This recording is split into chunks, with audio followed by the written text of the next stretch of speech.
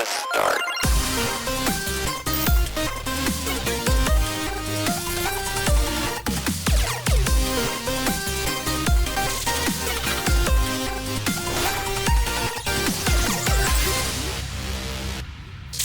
Episode 186 of the Current Gen podcast.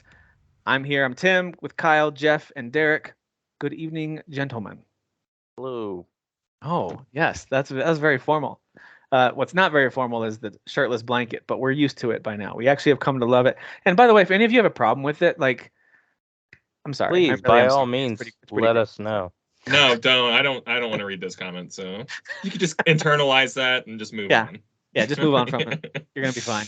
We've got a couple new games to talk about this week. Also, games that we got early access to last week. Maybe some updated thoughts on now, because I know a lot more has been played. A pretty major update for Cyberpunk as it's preparing for their DLC next week. So I want to get your guys' thoughts on that, and then anything else that we're playing. Before we dive into some Xbox leaks, there was some leakage happening over in.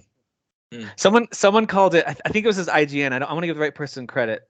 But it was really funny. They called it because it was the FTC, right? That these documents came out from. Yep. So they called it the FTC showcase. I was like, that's pretty funny. Like, that's good. Like, it's the best showcase we've had this year. I was like, all right, that was pretty good. Yeah. Yeah, I like that. That's pretty good. Yeah. I give that a 7 out of 10. How do you feel about that, IGN? Ooh, there you go. Ooh, ouch! Too much water. Can't hear it. Can't hear it because my snapping. All right, so the major new game out this week that I want to make sure we touch base on is Payday 3, which it's one of those games that should just be a real fun chat about how fun it is and how it's doing everything you want it to do, because it's a great follow-up to one of the more popular co-op shooters and heist games. I think you should simplify what you're saying. It should be playable. It should be playable. Now, Kyle, you were able to play a little bit of Payday 3 before things just kind of hit the fan, right? Yeah. And after, things have gotten better since. But They've gotten better. Good. Okay, that's good. That's 2 days though of it, for of a it launch being week unplayable. Yeah. So that's bad. You know, There's still some scattered people that are like having problems too. Like it's not. I mean, all I cleaned up watched yet, Ice-T like sitting because everyone was that meme started going around where he was like mad while waiting in a queue to play Payday 3. He's like, I just want to play this game, you know, and he's just like looping and he's just talking to people in chat. He's like, this is ridiculous. And something similar happened with Snoop Dogg too. Yeah. Like, that was, I forget which game. I don't remember what game that was either. Rappers. Yeah, it might have been Diablo 4. I don't remember. No. Dude, these old school rappers like the game. I don't know. But yeah, like, and it's just like, dude, you have like millions of people watching your stream or whatever. I don't know how many people was watching that stream, but it's just like, that's just more publicity of how broken your stuff is. Like, and the dev was doing a really poor job of providing updates, and they're like, we understand that there's a problem, and you know, we're sorry. And Diablo, you know, in an hour you were able to get in. You know, it's just things were rocky, you know, here and there, and like that's kind of what I'm used to. Something being completely unplayable for 2 days is something I've rarely experienced in video games. Yeah, you know, crazy. like that's insane to me. So I don't know. Like, Was it just server issues? What was it had to have issue? been. That's the only thing I can say. It's the only thing I can think, because it was working fine during like the early access time. I think once those Game Pass users came on and just everybody else who was playing it, I think they just slammed it. Oh, and the CEO like weeks ago said we will not have server issues. Like it's not going to happen. It's impossible. And like, he did do that. Easy meme right there. Yeah. Why would you say that though? Why would you say that? You know, like it's just unless you knew that you bought 10 times the amount of servers that anybody has ever bought in the history of games. You know, like I don't know why you would like say such an absolute like that. So it's a mess. And like if you're trying to buy it, like, get on Game Pass. Like, don't support this crap, man. And this is coming from someone who's going to say a lot of positive things after we ramp down from this negative stuff. But like, you know, like just don't let them figure it all out. You know, just because it's the first good day, it doesn't mean it's going to be the you know, it's all good sailing from here. You know, like who knows what could happen as more people try and get on. And like maybe it's only working because so many people got frustrated and uninstalled it and stopped playing it too. So it's like, who knows if the Interesting. fix? I haven't seen The anything. as traffic of maybe cleared down a little bit. Yeah, I haven't seen anything on Twitter, and this could have changed since I looked last, of them saying that they fixed anything. So I don't remember seeing an update or anything like that. I from saw their, nothing from their official other dev. than, hey, we're having problems and we're working on them, and then all clears after that. Like they never say, here's what the issue was. I wonder how many people installed this on Game Pass and have uninstalled it and will never play it again. You know what I mean? Good. Don't There's play gotta because be a lot. I'm trying to play it, guys, and I don't need y'all Yeah. on there clogging up the servers. Good. And it's And I'm always trying to get- online. I'm trying to get my Payday you can't just play experience it with too, just your like- friends. You can't just play it solo. Like you have to do a matchmaking check or whatever, even if you're loading into your own server or whatever, or your own game. And like it's just insane to me.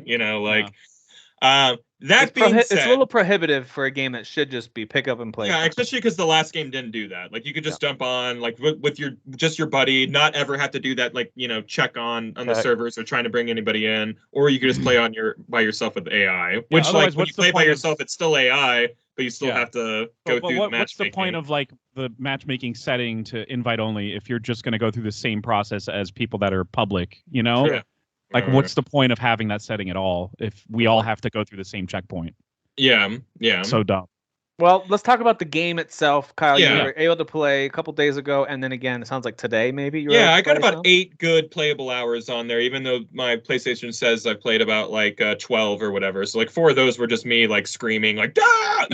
So, but 8 of them are good playable hours. Okay. And I'm really enjoying the game. I'm 8 or 9 heists in. Every single heist is completely different than the last. You're doing maybe similar things, but like the way that it's laid out, the setting, your objectives and everything like that, they're all pretty different. It's super cool. It's everything about, that was in Payday 2, even the graphics, because the graphics aren't great in this game. I just kind of brought over and a little bit of polish on it, so everything feels a little more streamlined.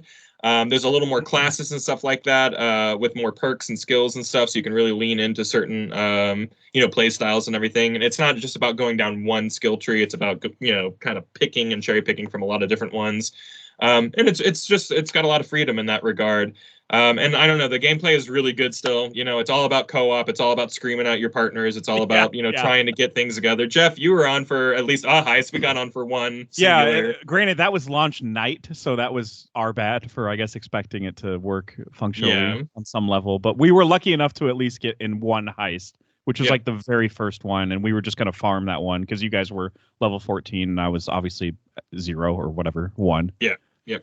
But yeah, that's just chaos. Just like, shit, where's the van? Like, where's the van? Yeah, a lot of that, get those civilians, get them down. No, get them all the way down. Zip tie them, like.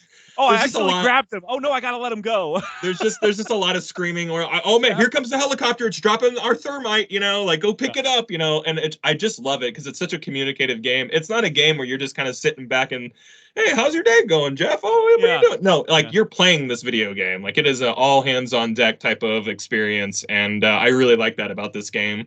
I wish you and I got to play a little more, Jeff, because there's a lot more to experience than just like bank heisting.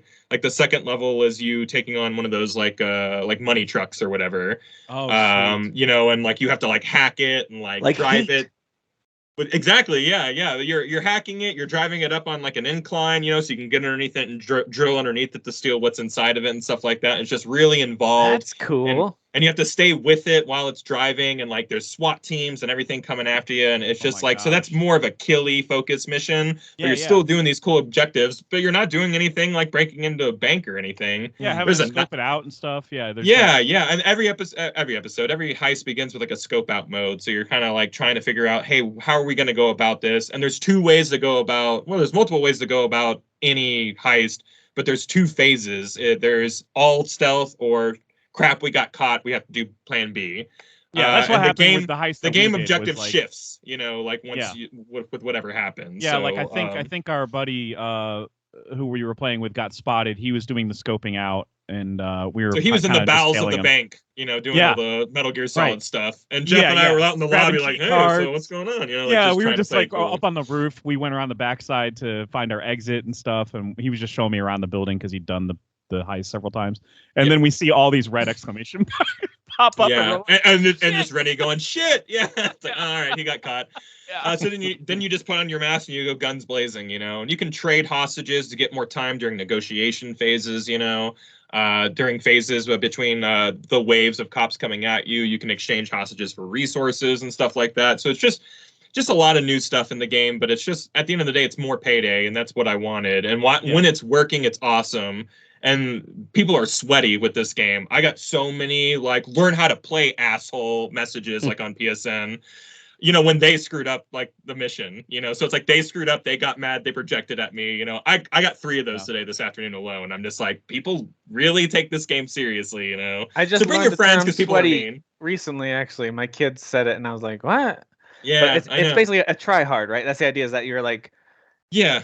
It's not like the try hard takes we talk about, but someone who is almost ruining the fun because they're way too into it and too serious. Yeah, they're taking the game way too seriously. And it takes the fun out for everybody. It's like playing backyard football with a guy who played in college for 1 year in a Division 2, and he thinks that's a good example. It's that kind. Actually, he's super. It's funny you mentioned Division 2. That was the only time I've gotten somebody mad at me when I was in a co-op experience. Was because I lost connection, or because it was still Division 2. It was around launch time. It was.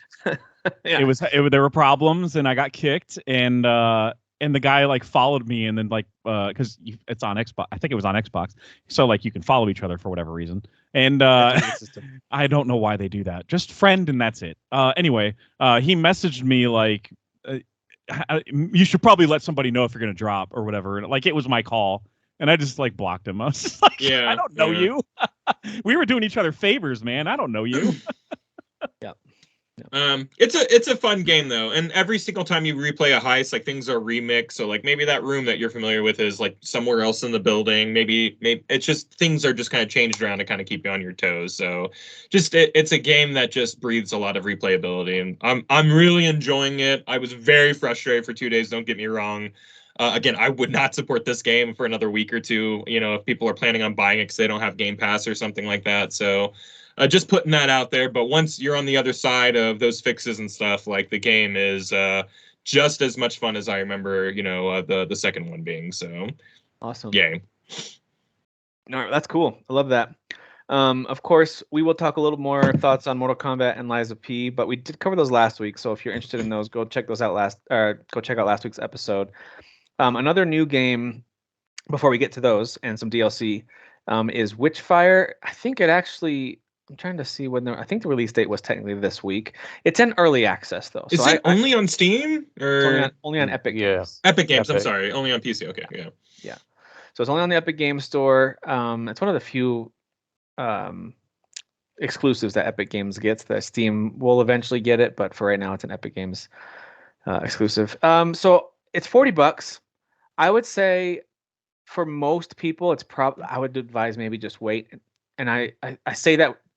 Not to say it's a bad game, because I think it's really cool looking. If you played The Vanishing of Ethan Carter, it's the same devs, and they know how to make really pretty environments, and the lighting is awesome as it comes through trees. If you played that game, even if you're not into adventure walking simulators, basically, that game looked really, really pretty.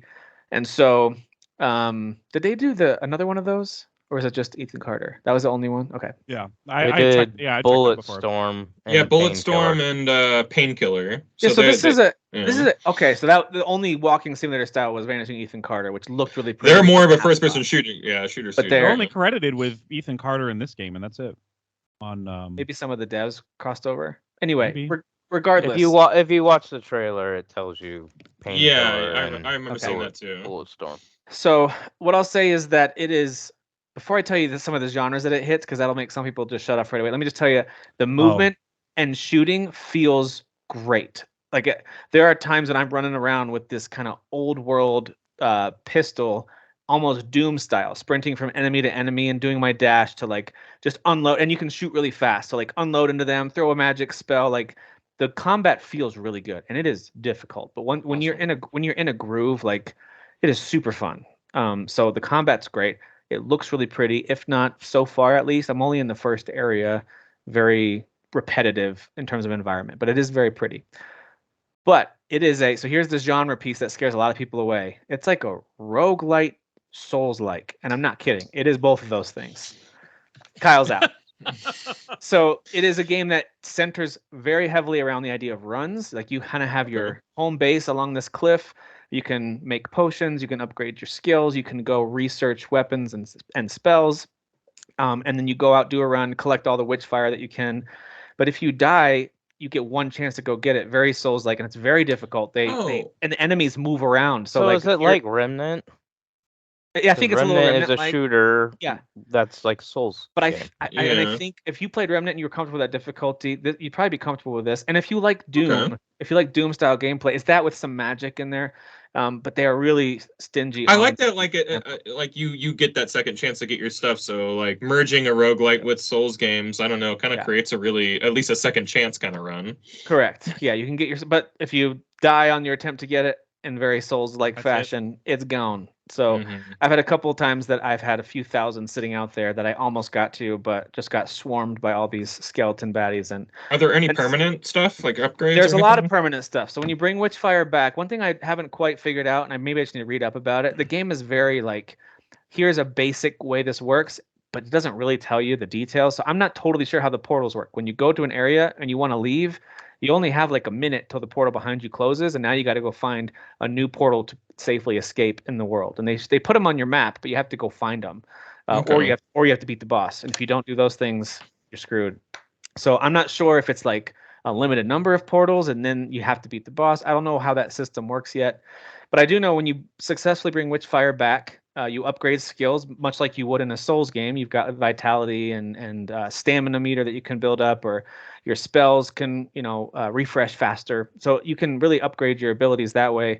But every time you level up, a little message pops up, because what you're doing is you're hunting a witch. You are a witch hunter, and you're trying to hunt these witches. Like Vin Diesel in that one movie. It's just like Vin Diesel, yeah. And what happens? A little you could be making that up. I don't know what you're talking about. There's a witch hunter movie with Vin Diesel, right? Isn't it? Yeah, there is. Yeah, I guess. Yeah.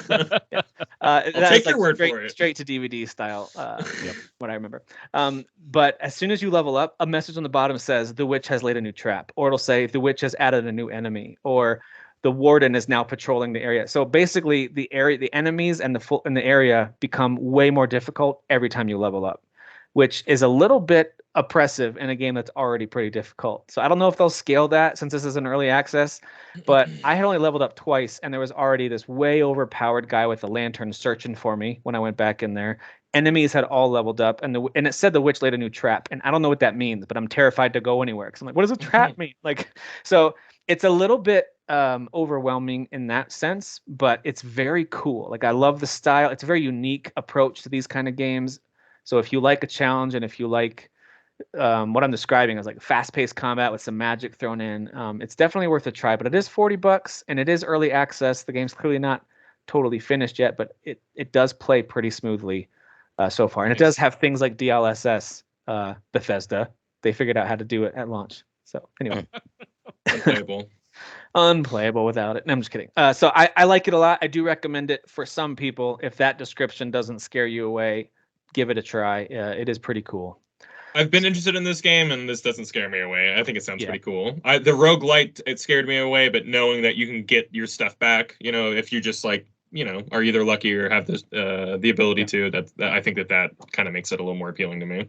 I like the way they section out the maps. Like, it'll put a little skull on the map, and the skull will have bigger horns the more difficult the enemies are, and that moves every time you load back in. So you can kind of see, here's an easy section of enemies. I'm going to go there first. Take those guys out. There's a treasure chest over here, so I can upgrade something. And you get these run-specific upgrades, just like you would in Hades or something else, called Arcana, and you unlock that as you go. So it could be like your spells do bonus damage for this run, but those things go away after a run. And over time, you can like upgrade your Arcana, so that way you have a potential for stronger. Those are just buffs, basically, right? If you guys have played roguelites, you know how that works.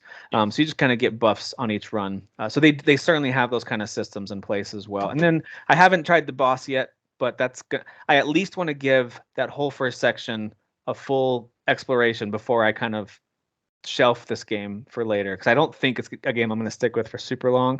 Not because it's not good, just because there's too many other games that are super story centric that I want to play. So to answer your speculation, yes, the studio that created Bulletstorm split off and formed whoever did Ethan Carter.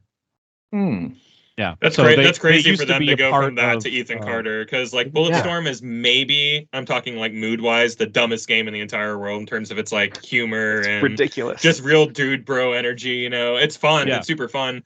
And then to go to like Ethan Carter, which is like really moody and Yeah, it is. story driven. What a good for that studio. Yeah, so like good for those they- guys rather. They left before People Can Fly did Outriders, so you know, I guess they look a little smarter than most people. Unless you ask Interesting. Derek, who loved Outriders. Outriders is a legit like game of the year. Okay, That's why they call it Doubtriders. Uh, Doubt it. Press Nice X one. to doubt. Nice Doubt it. Or there's no doubt. Yeah, that's a good Writing it. spin on it. I like the retort, but no. All right, so Also this no, next yeah.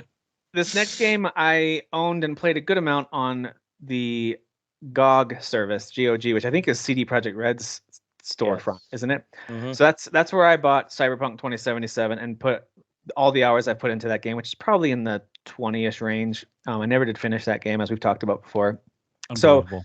but it's one of those things where I don't really like playing games there. There's something about it, like not even just the way that they run, but of course I can't play it on the Steam Deck, and I just kind of like having everything in one library. So I did see that the main game and the Phantom Liberty DLC is at $60 on Steam, and I thought that was a pretty good combo for both of those.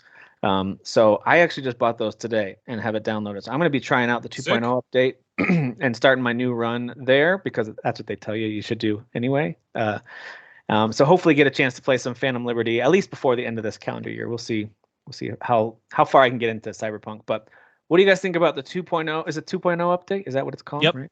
What do you guys think about it so far? Like, what are the major changes? And yeah, what do you think?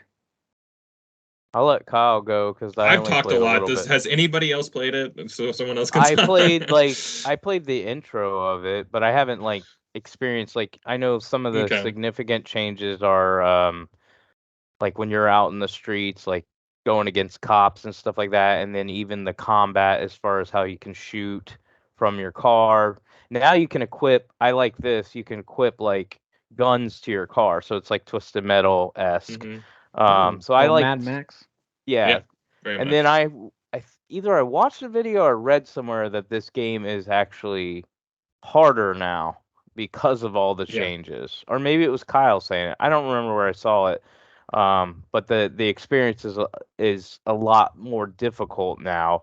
But again, I had beat it on PC, and then 3 or 4 months ago I started a Street Kid playthrough, and I just had done the intro, but I went ahead and erased that one, and I just started it again.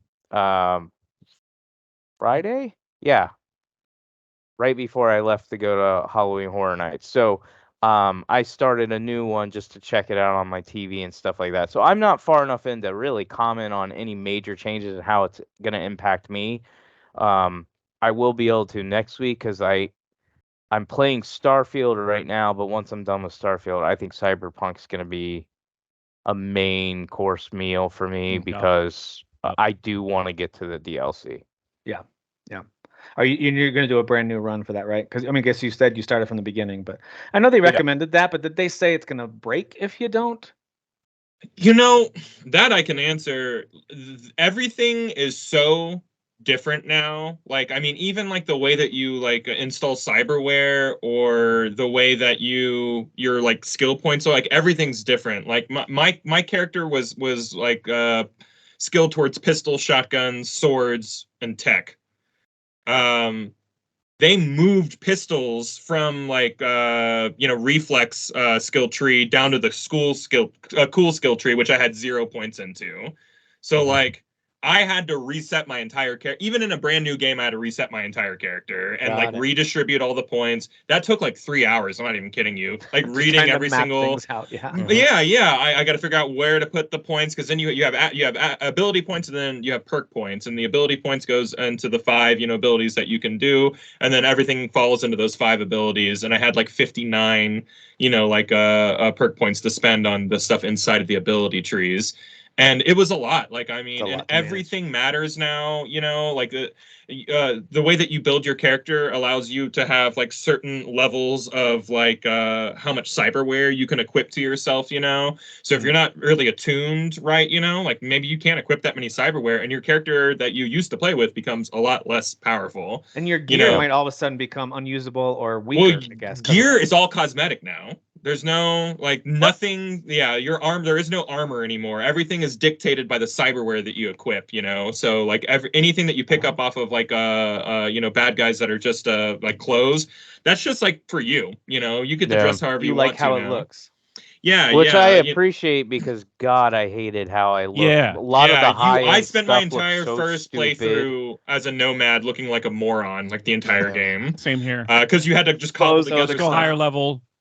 I was in that inventory way too much. Yeah. I did see you can respec your character in the sense that like you can, like for instance, I'll use reflex as an example. Like let's say you're level 8. And then as you go into the reflexes, you can pick attributes from that. You can change the attributes for free in and out. Yeah, you cannot you get respec your level 8. You get one free reroll, but anything in the ability tree you can refund at any time. You just can't reroll your ability points. You can only do it once. Yeah, one time. If you don't like what you did there, you're cut off. So you have to be very... They want you. It's build focus now. The game is build focus now. So you know, if you build a shitty character, Tim just got a boner. Yeah. Well, whereas the first game, like you kind of like you could build different builds, but like really you could play the game in any way and get through it without like without any issues. Like the game pushes back now. So if you build a crappy character, like you're going to perform crappy, and it has nothing to do with how well you can shoot or dodge or anything like that. It's all about how well you're building your builds and the synergies between your cyber decks and how that attunes to your ability points and everything like that. Like it is a statistically focused RPG. Video game now. So it was a little more action RPG twitchy before with a lot of RPG, and now it's just like really RPG with some of the twitches. Yeah. I mean, even little stuff like the way that you shoot's completely different now. Now everything is governed by a stamina meter, whereas before you could just like shoot, and like you never have an issue with like your character aiming differently. Now if you shoot too many times consecutively, you run out of stamina, and like your crosshair gets bigger, and you shoot more sloppy. So it's like. But you can do stuff cool. Does he hold his finger up like, my trigger finger? I wish, yeah. You do stuff that dictates their stamina refilling and expenditures too, though. So like if you're a really trigger happy person, you can play that way. You have to spec that way, though. Yeah. You have to really respect the way that you're trying to build your character in this game. So now this is a game where, like before, you could just kind of do whatever you wanted to. Now you might want to follow a Fetch Your Life build, for Cyberpunk, which to me is the mark of a true RPG. So these days at least.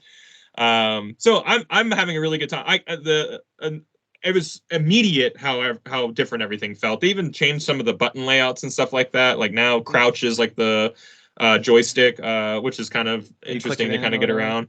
And circle, just pressing circle is your dodge, and like there's many versions of dodge, and if you equip that cyberware, whenever you dodge, you can slow down time completely, like Edge Runners, the anime, and just go to town on people. So having not played it for so long and starting a brand new game, this is gonna feel like a new game to me anyway. Oh yeah. I feel like I'm at an advantage a little bit where I'm like, I'm not trained on this game anymore. Like that information is out of my brain. Well, and so to get myself a little more comfortable, I started my own character, a new corpo character. It's my 4th run now, and like the game drip feeds everything to you, and it feels way better to do it that way than the 3 hours that I spent trying to I'm trying to make this work, and that's why they recommend it. It is a different game now. Everything about it is different. Sure, the missions are the same. The mission structure is the same. The dialogue's the same. So yeah, in that sense, it's the same game. But like the way that you interact with the game now is it might as well just be a different game at this point. It's even more updates than they did for Witcher. Witcher did a lot. They changed a lot, but it was they never made me feel like that. I had fundamentally, The Witcher was always the same game, but like maybe the menus were a little bit different and streamlined. Mutations got a little better. This just kind of feels like I'm having to relearn everything about how this game works. So I highly recommend a restart for sure. As much as we love the leaks and the rumors that Jeff Grubb usually gives accurately, I do not appreciate his hot take on this, where he said, hey, it's pretty cool, it's a better game, but let's not pretend like it's the game that they told us they were making, and he like referenced some old trailer or something. So like still this super negative take on it. Yeah. And people are kind of coming at him like, dude, what in that trailer are you not able to do? And like, what is it specifically that you're upset? Like, I think he's getting called out about it a little bit, which is nice. Yeah. Who is this guy you're talking about? He's the guy from Giant Bomb who does a lot of breaking kind of. Oh, fatty dude. He's like Jeff, usually negative. That's Jeff Gersman, I think. This is Jeff. Oh, Gersman. Okay. Anyway, all that to say, there are certainly some negative takes out there, but most of what I'm seeing is incredibly positive. The reviews look really good, and so I'm excited to hear more about the actual Phantom Liberty DLC from you guys next week as well. That comes out on Wednesday? No, 26th, I think. I think isn't it Tuesday? I think it comes out Monday night. Yeah. Yeah, it's awesome. the 26th. Awesome. That's great. And I couldn't be more excited for that. I just hope that my main character I'm ready to play with him, because getting out there and just like killing guys, I'm like, oh, I'm really squishy now. Okay, yeah, you need to. Yeah, like I have to like learn how to play my class. So yeah, I hear you. All right. Well, anything that's build focused, by the way, too, especially when they introduce the idea of it being build focused, it's gonna be a little struggle at first. There's a learning curve. That's for sure.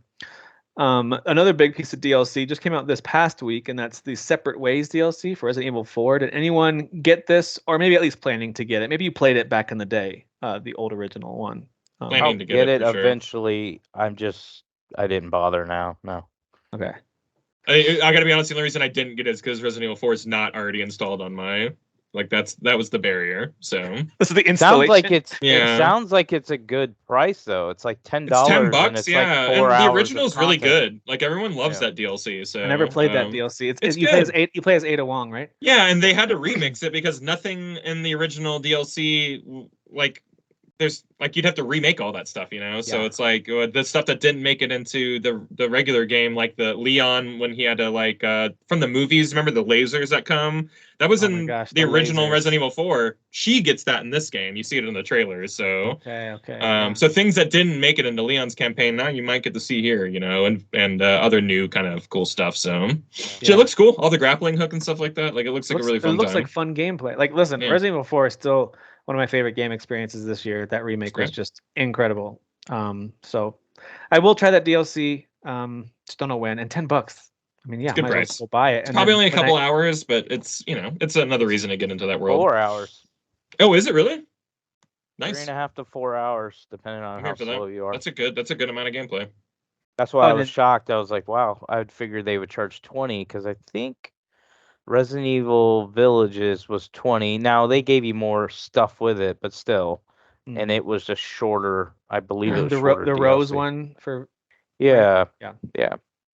And Jeff just shared in our chat. I do want to check this out. Builds for Cyberpunk 2077. That's gonna get me hooked on that game. Yeah, it's a 2.0 update too. So it's like they included ways to do the 2 main Edge Runners characters builds if you wanted. That's cool. And you can do an Edge Runner build where you're constantly like you're over cyber decked out, where like you're in cyber psychosis pretty much.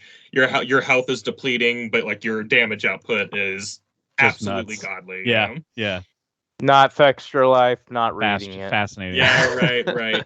We are Fextra Life. I don't think Fextra Life has had a chance to even consider. They haven't. They're busy with Liza P. They're doing Liza P. And they're still doing Liza P. He's still doing a lot of Baldur's Gate 3 content. He has a ton of that content out too. Yeah, that's understandable. Speaking of Liza P, I did fire that up. Today actually was the main day that I spent some time playing it because I'd played the demo before, so fired it up on Xbox Game Pass and made it through. I got past that first boss, and I'm getting close to that kind of. The first boss is kind of a tutorial boss, so I'm getting close to the first like real boss once you kind of get into the meat of the game, which I think was that's where I got in the demo when I played it, was to that kind of second boss. There's 3 bosses in the demo, but one of them's like a human boss. He's real easy, to be honest with you. But he still has a boss bar. Okay, I just got past that part in my playthrough right now. That's the part I just got through. So you're real close to the third boss, which is like the last boss in the demo. Right. But dude, this game, it rules. I love this game. Like this is exactly what I wanted it to be. I think they smoothed out, like Derek, you mentioned this in chat. I think they smoothed out the dodging and the mobility. It feels much more fluid. I want to say this really clearly. I don't think anyone, when it comes to this soul style of fighting, I don't think anyone has matched let alone surpassed what FromSoft does. Their games just feel right when it comes to this style of combat. I totally get that. But there's been lots of knockoffs, lots of other versions, and some that aren't knockoffs. They're just similar. They have Souls-like combat, and they just never quite feel right to me. They're like close. This one is the closest, and I think it's really good. And the design is super cool. Like the way you can take all these different weapons and essentially take the handle off and recombine it with something else. So that way, like for example, I got this police baton, and I took the handle off because it has motivity as its main scaling. It's a B. It scales at a B level, which is really good. And I attached that to my starter blade, and all of a sudden I'm doing like 30 more damage than I was before. Just making switches like that. It makes you feel like a little it changes scientist. your move set. And it changes your move set, right? Because you have 2 special moves depending on what. And it's not doing the Witchfire thing of like, we saw that you upgraded this, so we made everybody more difficult. Thank goodness. No, you can, and you can so you can keep going through just like other Souls games let you do. You can keep going through the same area, enemies can be in the same spot. You could just grind and like just get all the ergo is what they call it in this game instead of Souls. Get all that you want, spruce up your stats, and listen, there's still moments where I'm like, okay, I was feeling pretty strong, and then this combination of enemies just wiped me out. So it'll humble you, and I know some bosses, as Derek has said, will absolutely humble me. I realize that. I don't know if I'll like finish this game, but I'm already super intrigued by the story. I just met, not really spoilers, it's in the demo. I just met Geppetto, which I thought that whole exchange is really interesting. It's a Pinocchio story? Oh my god, dude. I really thought it was about penises, but whatever. Also, and I don't know yet because I actually haven't read much on the story, but there's certainly something at the beginning. You're given a chance to lie, and something happens. You feel the gears within you like moving, or something affected you when you lied, because you're not supposed to do that, obviously, with the whole Pinocchio story. So that part was interesting too. I'm like, what is that? What just happened? Like, what's going to happen if I keep lying? So I'll share stuff without spoiling it, because here's my thing. First of all, let me just start off by saying this is the best Souls game out there that's not FromSoft. So it passes Mortal Shell. I'm not including Neo. So Sasan, cool your jets. Those games they obviously borrow from FromSoft, but if you go play a Neo game, it does not feel like FromSoft at all. It does not feel like Bloodborne. It does not feel like Dark Souls. It's not even close. So that's what I'm talking about. Not when even I say Sekiro? Lies of P. No. Okay. I don't know. Neo games are so freaking fast. Like they're more Witcher almost than Souls games. They're utter confusion. They're utter confusion. And there's always like they overload you with like loot like Diablo. But Lies of P is the best one I've ever played. And on top of that, this is why I'm saying this. I highly recommend finishing the story, because you're going to start getting sucked into these characters and the story and all the decisions you're making, and the endings are huge payoff. That's so and cool. I absolutely loved it. Like I've rewatched all the endings. I've even had people explain like the lore in case I missed stuff. And I'm just like, dude, this gives me those like feelings again. Like this is such a deep, like where they're going, this is a deep rabbit hole right here. Like they can do whatever they want. So very, very, very impressed. For those who don't know, I did beat the game. I think on the last show I just talked about how I had played like a few hours. I did beat the game. It took me about 40 hours. I immediately jumped into New Game Plus, and I was very OP until I got to boss 3, and he was like, "Oh, you think you're strong? No, you're not." He actually says, "New Game Plus, huh?" Yeah, you're done. So that would be my only. It's hard to say. Like I'm gonna say it's a negative. I think it is a balancing issue. Maybe it's intentional, because if you go back to even like Elden Ring, which is considered kind of a easier Souls type game because of the way it's built, like open world, we've covered all that before. But there's always bosses in Souls games where they're the measuring stick. So it's like, hey, we're hard. But now this decides who's going to finish our games. Yeah, Liza P. This boss here decides whether you actually are good enough to play our game. And if you're not, you're going to quit because you're a loser. And if you are, then you have a good shot at beating the game. And it's usually like a third through the game type boss. So there are bosses in these games where I was completely obliterating them, especially human bosses. But I really, they are bosses, but they feel more like mid-tier. They're all easy. And then some of the main bosses are extremely easy. Like, I was just like, really? But then you hit walls, and when you hit walls that are like really hard. And so my experience with it was I was land blasting through. I'm doing really good, and then when I hit a wall, I literally got to the point where I was looking at the game and and saying out loud, like, I don't know. I don't know what to do, man. I don't know what you want from me. You know, I've given my all, and you feel impossible. You Did feel you kind of wonder, unfair. like, I think I might not finish this? Did you kind of have Yeah, that thought? I absolutely did feel that now. Now, what I did realize is, and this is where it kind of goes to, is this balanced correctly? Is there a balance issue? Is I was able to play the entire game until the end without having to grind at all. But to beat the last boss, I had to spend like, I think it was like 5 or 6 hours, and I enjoyed it. I found a little place where I made a run over and over and over that gave me great ergos, and I was able to level up. And then that was when I was able to balance my character to I could face this boss and take them. And that's when I started to believe. So I was technically, I guess, under level, but I was like high 80s before I fought this boss. Dang. So it's not like I went into it like, oh, I'm level 60. So my point is like I'm sitting here playing this game and I'm leveling up accordingly. I'm not grinding. I'm handling all the bosses, and then I hit this wall, and that's including. So I won't say every boss. Most bosses, you can summon a specter, and that's kind of like in Elden Ring. That's your little. You ring the little bell, and then the dude enters the match with you. Like your I forgot what they're called in Elden Ring, but they're like your co-op partner, but they're AI. So there is no like real person co-op as far as I know in Lies of P. So you can call them in, and even calling them in and having like these like cubes that don't level up, but like you can heal your partner, or you can do things to your partner to help you in a battle, right? Using this cube that you level up later.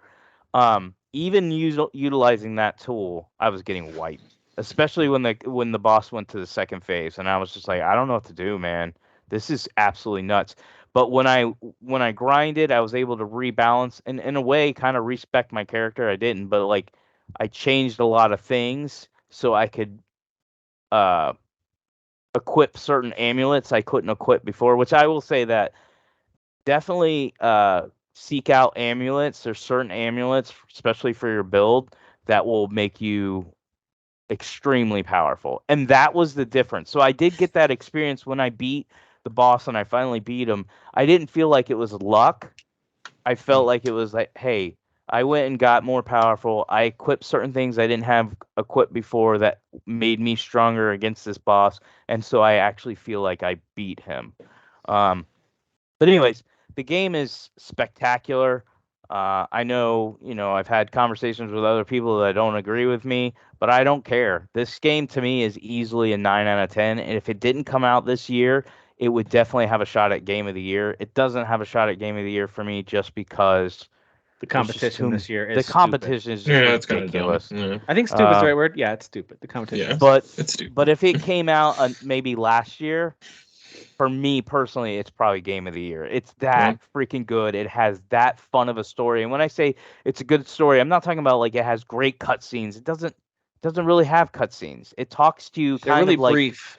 There's like a little yeah, cutscene that's really highly quality yeah. animated, and then it'll go to like a standard like conversation view. of, Yeah, like, the- it's a lot of talking in Dark Souls. It's the lore, but it's not hidden like Dark Souls. You don't have to pick It up an tells the item and be story. like, "Hey, what is this?" And oh, Yeah. it's tied to this faction. Oh, blah blah blah. Like it's none of that crap. Like you know where people stand, you know who they are. They're telling you, "Hey, these people are doing this. These people are against them. What are you?" And then the lying mechanic absolutely matters. It plays into all the endings. You can So whether tell you're it's lying or highlighted at telling, the beginning. yeah. Yeah, I love it. So it does matter, and this is a quality game. I highly, highly recommend it to anybody who's interested in these type of games. It is hard. It is not an easy game. Although I felt like it started out like, I even said it in my very first post. I was like, this is an easy game. This is going to be cake. And it wasn't. You It was put actually, that out in the universe. You said it out loud. That's your own You fault. did it to yourself. Yeah, you brought Slapped it on her yourself. down. That's your own fault. You know, I wanted to mention this too, like the design, the world, that kind of Victorian era, kind of steampunk. I love looks that so aesthetic. cool, man. It looks great. I know people are saying like it's a Bloodborne ripoff. Like, yes, certainly it's got that similar vibes in some ways. It is so unique though. Like I love the design and the setup, and it just the character, the monster / enemy, robotic, whatever puppet design is really good and really creepy. And of course, your main character with that arm you have, that what's that arm called? Your Legion arm? Yeah, your Legion arm. That's what it's called, and which you can get different attachments on, which is also super cool. Really early on, they give you like this grapple hook where you can pull enemies close to you and stuff like that, which is super cool. I love that. They did a lot of good, like they borrowed a lot from Sekiro and Bloodborne, and I do like that they fixed the dodge, and then you can level up your dodge, because that made me feel like I could play the game more like Bloodborne. Whereas my issue with the demo was, whenever I was fighting the boss, I was like, I can't move away from him. Like I'm sitting here dodging. I can see his attack. He's showing me what he's doing, and I can't still dodge out of his way. Now I can see somebody's attack, and I can be like, okay, I have if I have the stamina, I can dodge away. Yeah, and they really do lean into the block / parry mechanic, and the reason that's important is because it builds up a right kind of there. this invisible stagger meter that enemies have, and when their health bar starts to glow with this white kind of border around it, then you just unleash a strong attack, and they'll stumble and fall down to their one knee, or they'll fall down altogether, and then you can do kind of your sneak attack or assassinate attack, which is awesome. Which I will say, to help you if you keep playing, and this is a mistake on the game design, they really need to fix this. Be careful when you see they're white and you're staggering. Where do you stagger them? Because I know the game's doing it to help the player, but I don't think they thought this through. So they put a red spot, and it's to let you know if you stand here and you hit the regular strike button, you'll do your fatal, right? But the problem is when you're fighting a big boss, a lot of times they'll back you in a corner, and then you'll stagger them. They'll drop, and then the red, let's say you're behind them, the red part might show up only in the front. So you got to go all the way around the boss. By the time you get there, the red spot goes away. They get up. Or if you're in a corner, I've had it where I'm like, okay, I'm trying to get over there. I can't get over there. I'm stuck. So that stuff was stupid. I feel like if you're going to do that, have a red spot in the front, have a red spot in the back, especially in the back. There's no reason not to do that. So I hope they patch that. It wasn't a killer. Once I figured that out, I was like, okay, anytime I'm staggering a boss, I'm just going to position myself in a way that I know their backside, their front side, every side is clear so I can get to it. Yeah. But Agreed. I do recommend you grind, though. Even if you think it's easy, just grind, level your character up, stick to your build. You can respec. It's after like the 7th boss, 7th act. You can. It costs a significant amount of what they're charging to do it. So you definitely want to make sure you pick your build, stick with it, and then on a new game plus, if you want to change it up, you can. Nice. Yeah, I'm certainly loving it. The only thing that would keep me from playing it more, of course, is all the other games that are out. But I think it's There's excellent. other stuff. There's a problem. There's a problem right now. Yeah, it's Speaking of other games that are out, Mortal Kombat 1, and you guys had both finished the story, I think, when we talked about it last week. So, but do you have any updated thoughts? Have you played it more? Anything else you need to add to the Mortal Kombat 1 conversation right now?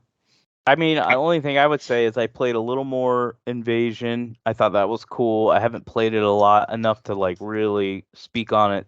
Like, oh, it's so cool, because I literally was just playing Liza P all week. And then I went and did all the fatalities. At first, I just did all the first fatalities. Then I went into the fatality training and did them all. Did them all, pal. Did them all, like, pal. This franchise is like 30 years old, and they've made so many fatalities, and we're desensitized to a lot of gore. So it's not like when I was 12 and I'm like, holy crap, what did you just do to him? Now it's like, well, what can you do that I haven't seen already? I walked away going, that was really good. Holy crap. That was really thoughtful. Like, they are really good fatalities. There's only maybe one or two that I was like, that was weak. But other than that, they're very, very entertaining. They're very, very gory, but they're very, very entertaining. And they're one of my favorite things of Mortal Kombat games. So like that's one of the things I get most excited to see. So yeah, that's one of the things I did. I jumped back in just to mess around with the fatalities. Great game, but it's losing steam because of, like we've already just said.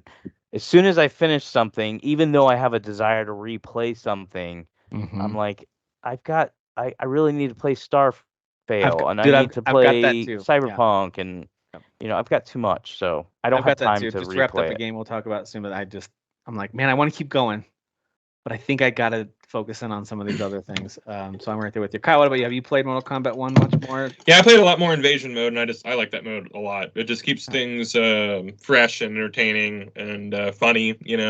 Some modes are just kind of ridiculous, and yeah, I'm having a good time with that mode. I think it's a really thoughtful mode, and if they keep on doing new boards every season, I could see myself, if there's room, keeping it, installed and stuff like that, and checking in. Yeah. But if things get dire, I'll have to uninstall it at some point. Gotta find some I space. do have to say, this was really cool. So I bought 2 copies. I bought the PC, which is where I'm playing, and then just to get the metal case and own a physical version, I bought a PS5 version. So I texted my son Eli, and I was like, "Hey, you at all interested in Mortal Kombat?" No. I said, "Okay." And then he texted me like 3 or 4 days later, Mortal Kombat looks pretty cool. Can I get it?" And I was like, "Yeah, yeah." So I'm gonna give him my Proud extra dad copy. Nice. Yeah, I love that he's branching out, which I've talked about on previous shows. But I love that he has not texted me asking for FIFA. That's out. Like the Wow. version he wants is out Dang. now. He's not asked for it. He's only talking to me about Spider-Man. Now he's asking for Mortal Kombat. And then he texted me. He's like, PlayStation's got a big sale, a bunch of games cheap. Buy me some. So he's wanting some fun single player more games, There you which I'm go. like, yeah, That's Nice. awesome. that's what I want, man. The Now rest you of you could kids are a always letdown. you could always, if you just wanted to really stick it to him, just give him the Switch version and see what he thinks about that. Yeah. Let's talk about Everybody's the like Switch version fighting real like quick. this. Yeah. Guys. It's been You a know- while since I've seen this much separation in review scores and overall feedback across a platform of the same game. It's usually in this kind of scenario, right, where you have like a Game Boy version of a game that's also on Super Yeah. Nintendo or whatever. That was kind of what it was back in the day. But now you've got the Nintendo Switch, which, to its credit, it's 6 years old, 6.5 years old, right? It was already old tech when it came out 6.5 years ago. Yeah. We know this. We know that when they go after a certain art style and certain performance targets, it can look and feel great. Some of those games, Sure. we know that. But something with third parties trying to put these next gen games that they didn't even put out on PS4 or Xbox One, they only put it Which out on. I wanted to say was Switch. a big part of their marketing, was that this is our first truly next gen And it's MK on the game Switch. that's not being held back by old generation. I had no idea this was on the Switch, so like I would have Yeah. called bullshit months ago had I known Yeah. that this game was on the Switch, because I was like, y'all's whole marketing was based on it being like a truly next gen game. Like how is it if you're like loading it up on the Switch? And it's But pretty bad. Like, just do a cursory search on Google and you'll find some incredible side by sides. And apparently, there's also not even all the modes available in the I Switch didn't know version. that either. And it's So, $70. It's $70. It costs as much The as nerve. Zelda. Yeah. Ooh, Wow. Yikes. Yeah, So that's where it's ridiculous. it's pretty bad. It's pretty bad. And that's where you see scores like 3 finally being used again. Yeah, and it's done by a different studio, but like nobody in Ed Boon's camp was like, "Could someone check on this?" Like they just shipped it. Like it's kind of wild to me. It had to run through some kind of QA. You'd think it would have, or at least like the main studio had to been like, "That works for us," But like, man, it just got all the way to market, and no one No one stopped it at all. Like it's just They wild. probably were man. like, I didn't think anybody was gonna buy it. Like I get people like wanting that user base. You know, it's like I one of did the too. biggest user bases out there. Like I get that, but They sometimes put the last Mortal Kombat game on there, and it probably sold. yeah, well. right. But sometimes things are out of your reach, you know, and Yeah. like I don't know, they went for it anyways. So He had an interview with BBC where he says that the issues will be addressed and it will be fixed. And I was just thinking, There's like, no the only way to fixing this. fix this is like just remove it from the Switch, just take it off the store and refund everybody. yeah. And There, how we you- fixed it. I would be like, yeah, you did. You got rid of it. That's good. go play this game on new consoles. I feel bad for any Switch owners who are like, oh, awesome. I was interested in this game, but I don't have a PS5 or Yeah. a Series X. I'll get it on my Switch. And then, you know what? Maybe they don't know any better. Maybe they look at it like, hey, this looks pretty good. You know, I don't, just don't look up how it's supposed to look online, I guess. All right. So anything else new this week game-wise? I was looking at a list recently. What else is out? technically, the Expanse episode 5 was new to this week. And that wraps up the And main... that wraps up, the main show, the main world, the main game. Yeah. There is a DLC episode that still only says fall 2023 on the website, so I don't know when that's coming out. So that's not necessarily in that's- 2 more weeks like these. Right. Yeah, we don't know when that's going to come out. It could be actually winter, this like December or whatever. But Okay. but that follows a totally different character. So like the main story of the game is done. It's wrapped up, and I was very satisfied with how mine played out. Good. Nice. Yeah, I feel like a lot of people were really positive on the whole journey of this game. The writing was just really good for they just understood the world and how there's no real morally right characters like at all. Like everybody's dancing in the gray, some more than others. And your past doesn't really like that's like the whole philosophy of a lot of the characters and why they join the belt is like because your past become a belter is like your past doesn't matter. It's about who you are and how you can contribute to the belt. And when you play the game and learn the terminology, you understand what I'm talking about. It's like the asteroid belt, basically. Okay. But yeah, like all of that philosophical stuff played into how I ended my game. Like there was like 4 or 5 main choices in the finale alone. And I feel like in episode 4 was like no choices at all. It was just all fallout from something tragic that happened to my character. But yeah, all of those choices, like I felt like I made like choices that aligned with who she was when she started the game, at least to me. So, I mean, I'm trying to dance around spoilers, but I mean, I don't know. There were just some really cool, like deeper philosophical moments in it for me. Like I chose the dialogue choices that gave me the most interesting things to think about instead of being like, I'm doing this for love or doing this for whatever. I chose different conversational options. Yeah, it was just really cool. And this is I think I said it in the post in the group that this is definitely the best that a Telltale game has looked and played like to date. I mean, and it's probably not even close. Like, I mean, because even the Batman it sounded like peeing. Sorry, guys. I gotta wet my whistle. Sorry. But even the Batman game, it was just so loud. Which Weird. was just not Which that is so long weird. ago. Yeah, I do that all the time, and it's never because I could hear it. No. I know. I don't know why it's coming through so hot. It It's was so so odd. funny. Perfect though. Please That was keep good. doing that. And actually do when you do it next time. Yeah, that's good. So like it's just interesting because like those old Telltale games, they had performance issues, which is the main reason I'm praising this one so much. Is like I didn't have any of those, and there are moments where you're out in space and you're flying around. So I mean, there were like no performance problems, at least on my end, and I was playing on PC full 4K. So I remember almost every episode of every Telltale game having some sort of horrible issue, like back in the day. Like Batman was like when they were peak in Game of Thrones around the same time, and Walking Dead, I guess season 2 and 3. They were releasing like back to back, like sometimes at the same time, Guardians of the Galaxy, and like I remember like missing faces, like stuff like that. Like hard crashes that would completely reset. I mean, it would also just run at like 5 frames per second, and then it would like whenever it was like doing an action scene or something, like the cut the way it was cut was just terrible. Yeah, the like QA was just, they were clearly making sacrifices. Like, in this some is the only areas of the action game. is this quick time event, and I can't even hit the button when you want They me. won one award with Walking Dead season 1, and they're like, we're the best, and just skirted Are you by on kidding? bullshit for the next like. We don't 6 make Yeah. any years. mistakes, I don't think. I think Yeah. That team sank for a reason, but Yeah. that's why this redemption story is so cool though, because like they are. Yeah.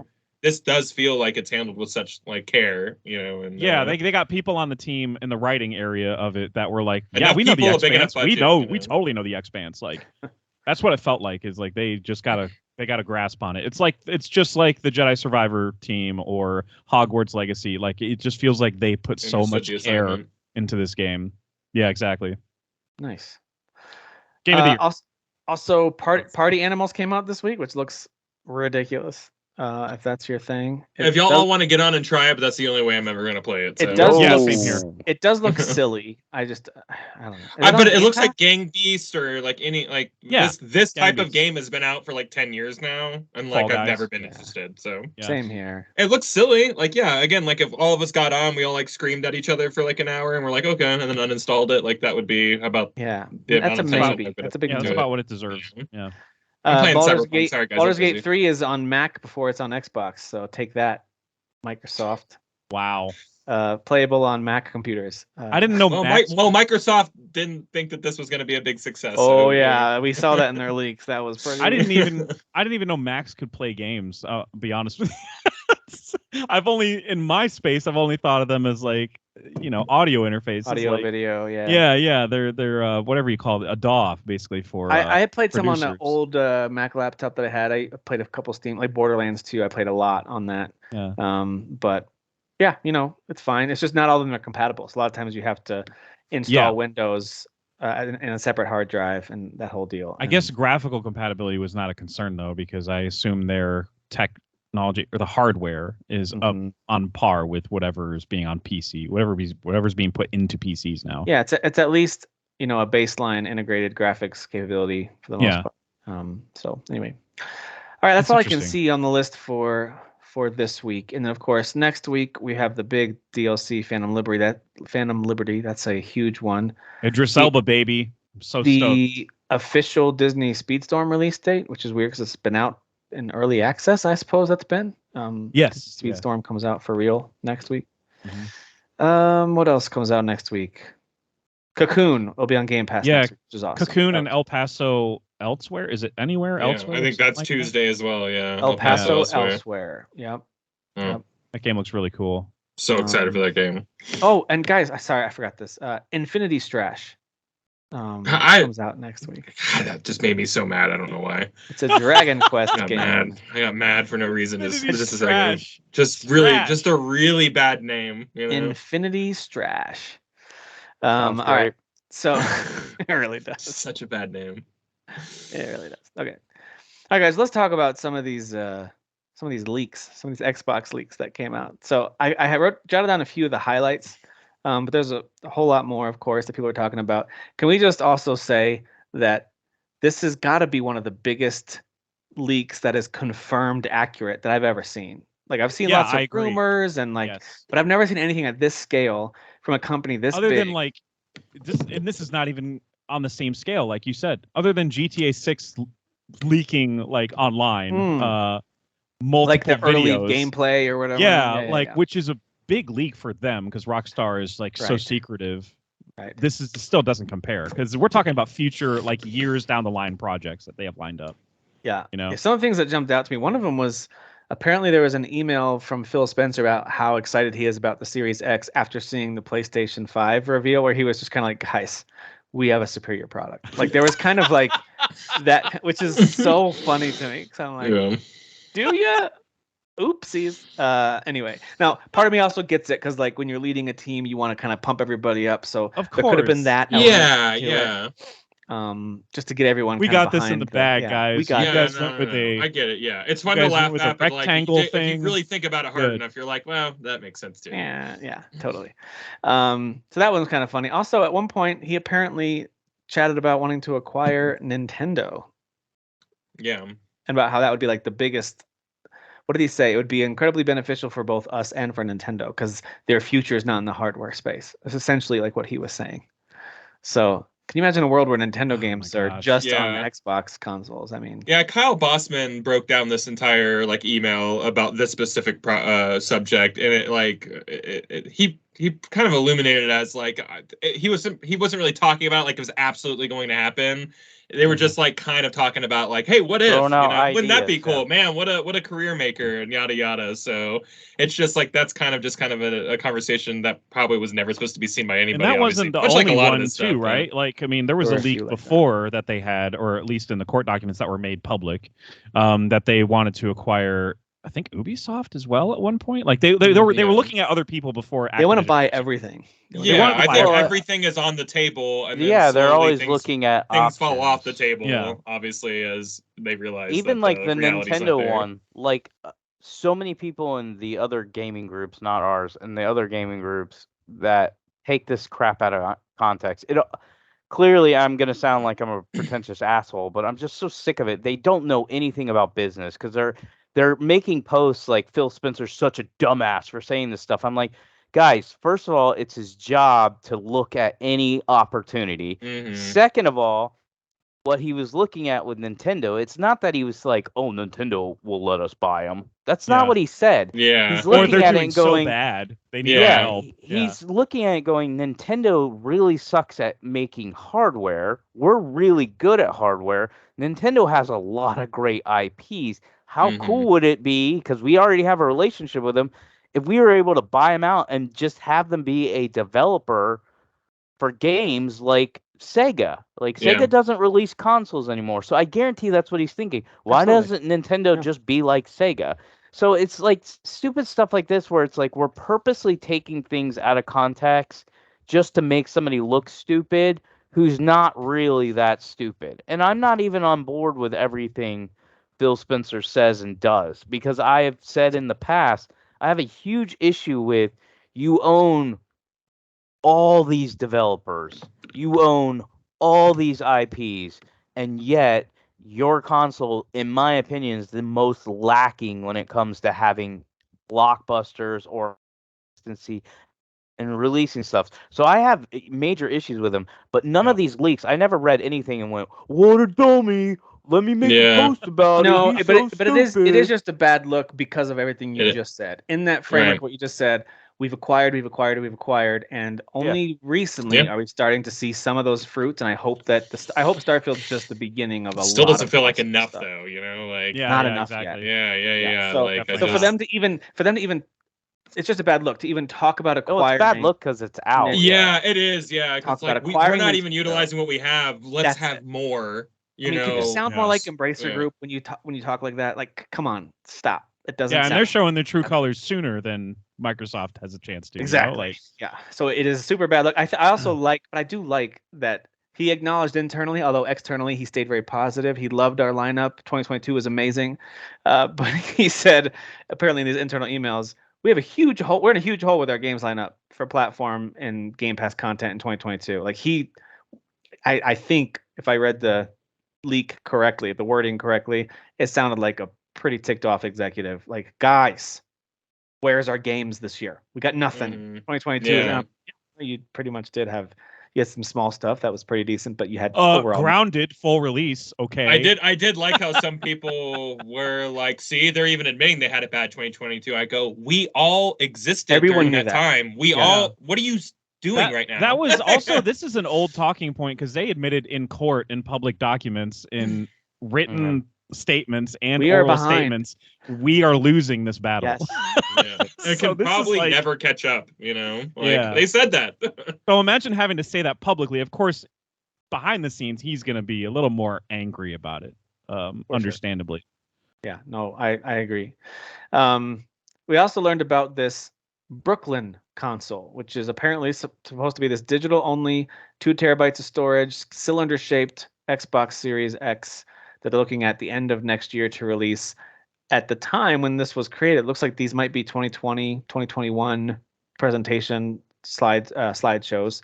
$500 seems steep now when you look at their competition's digital only version. I think is $400, right? You can get PS5 for That 2 terabytes, nice though. At 2 terabytes is Yeah, great. that extra Yeah, terabytes, but an extra 100 right SSD there. prices are Yeah. dropping, so I don't think you could justify 500 now. That's Yeah. true. That's true. But again, this is an old, like, here's our plan for this.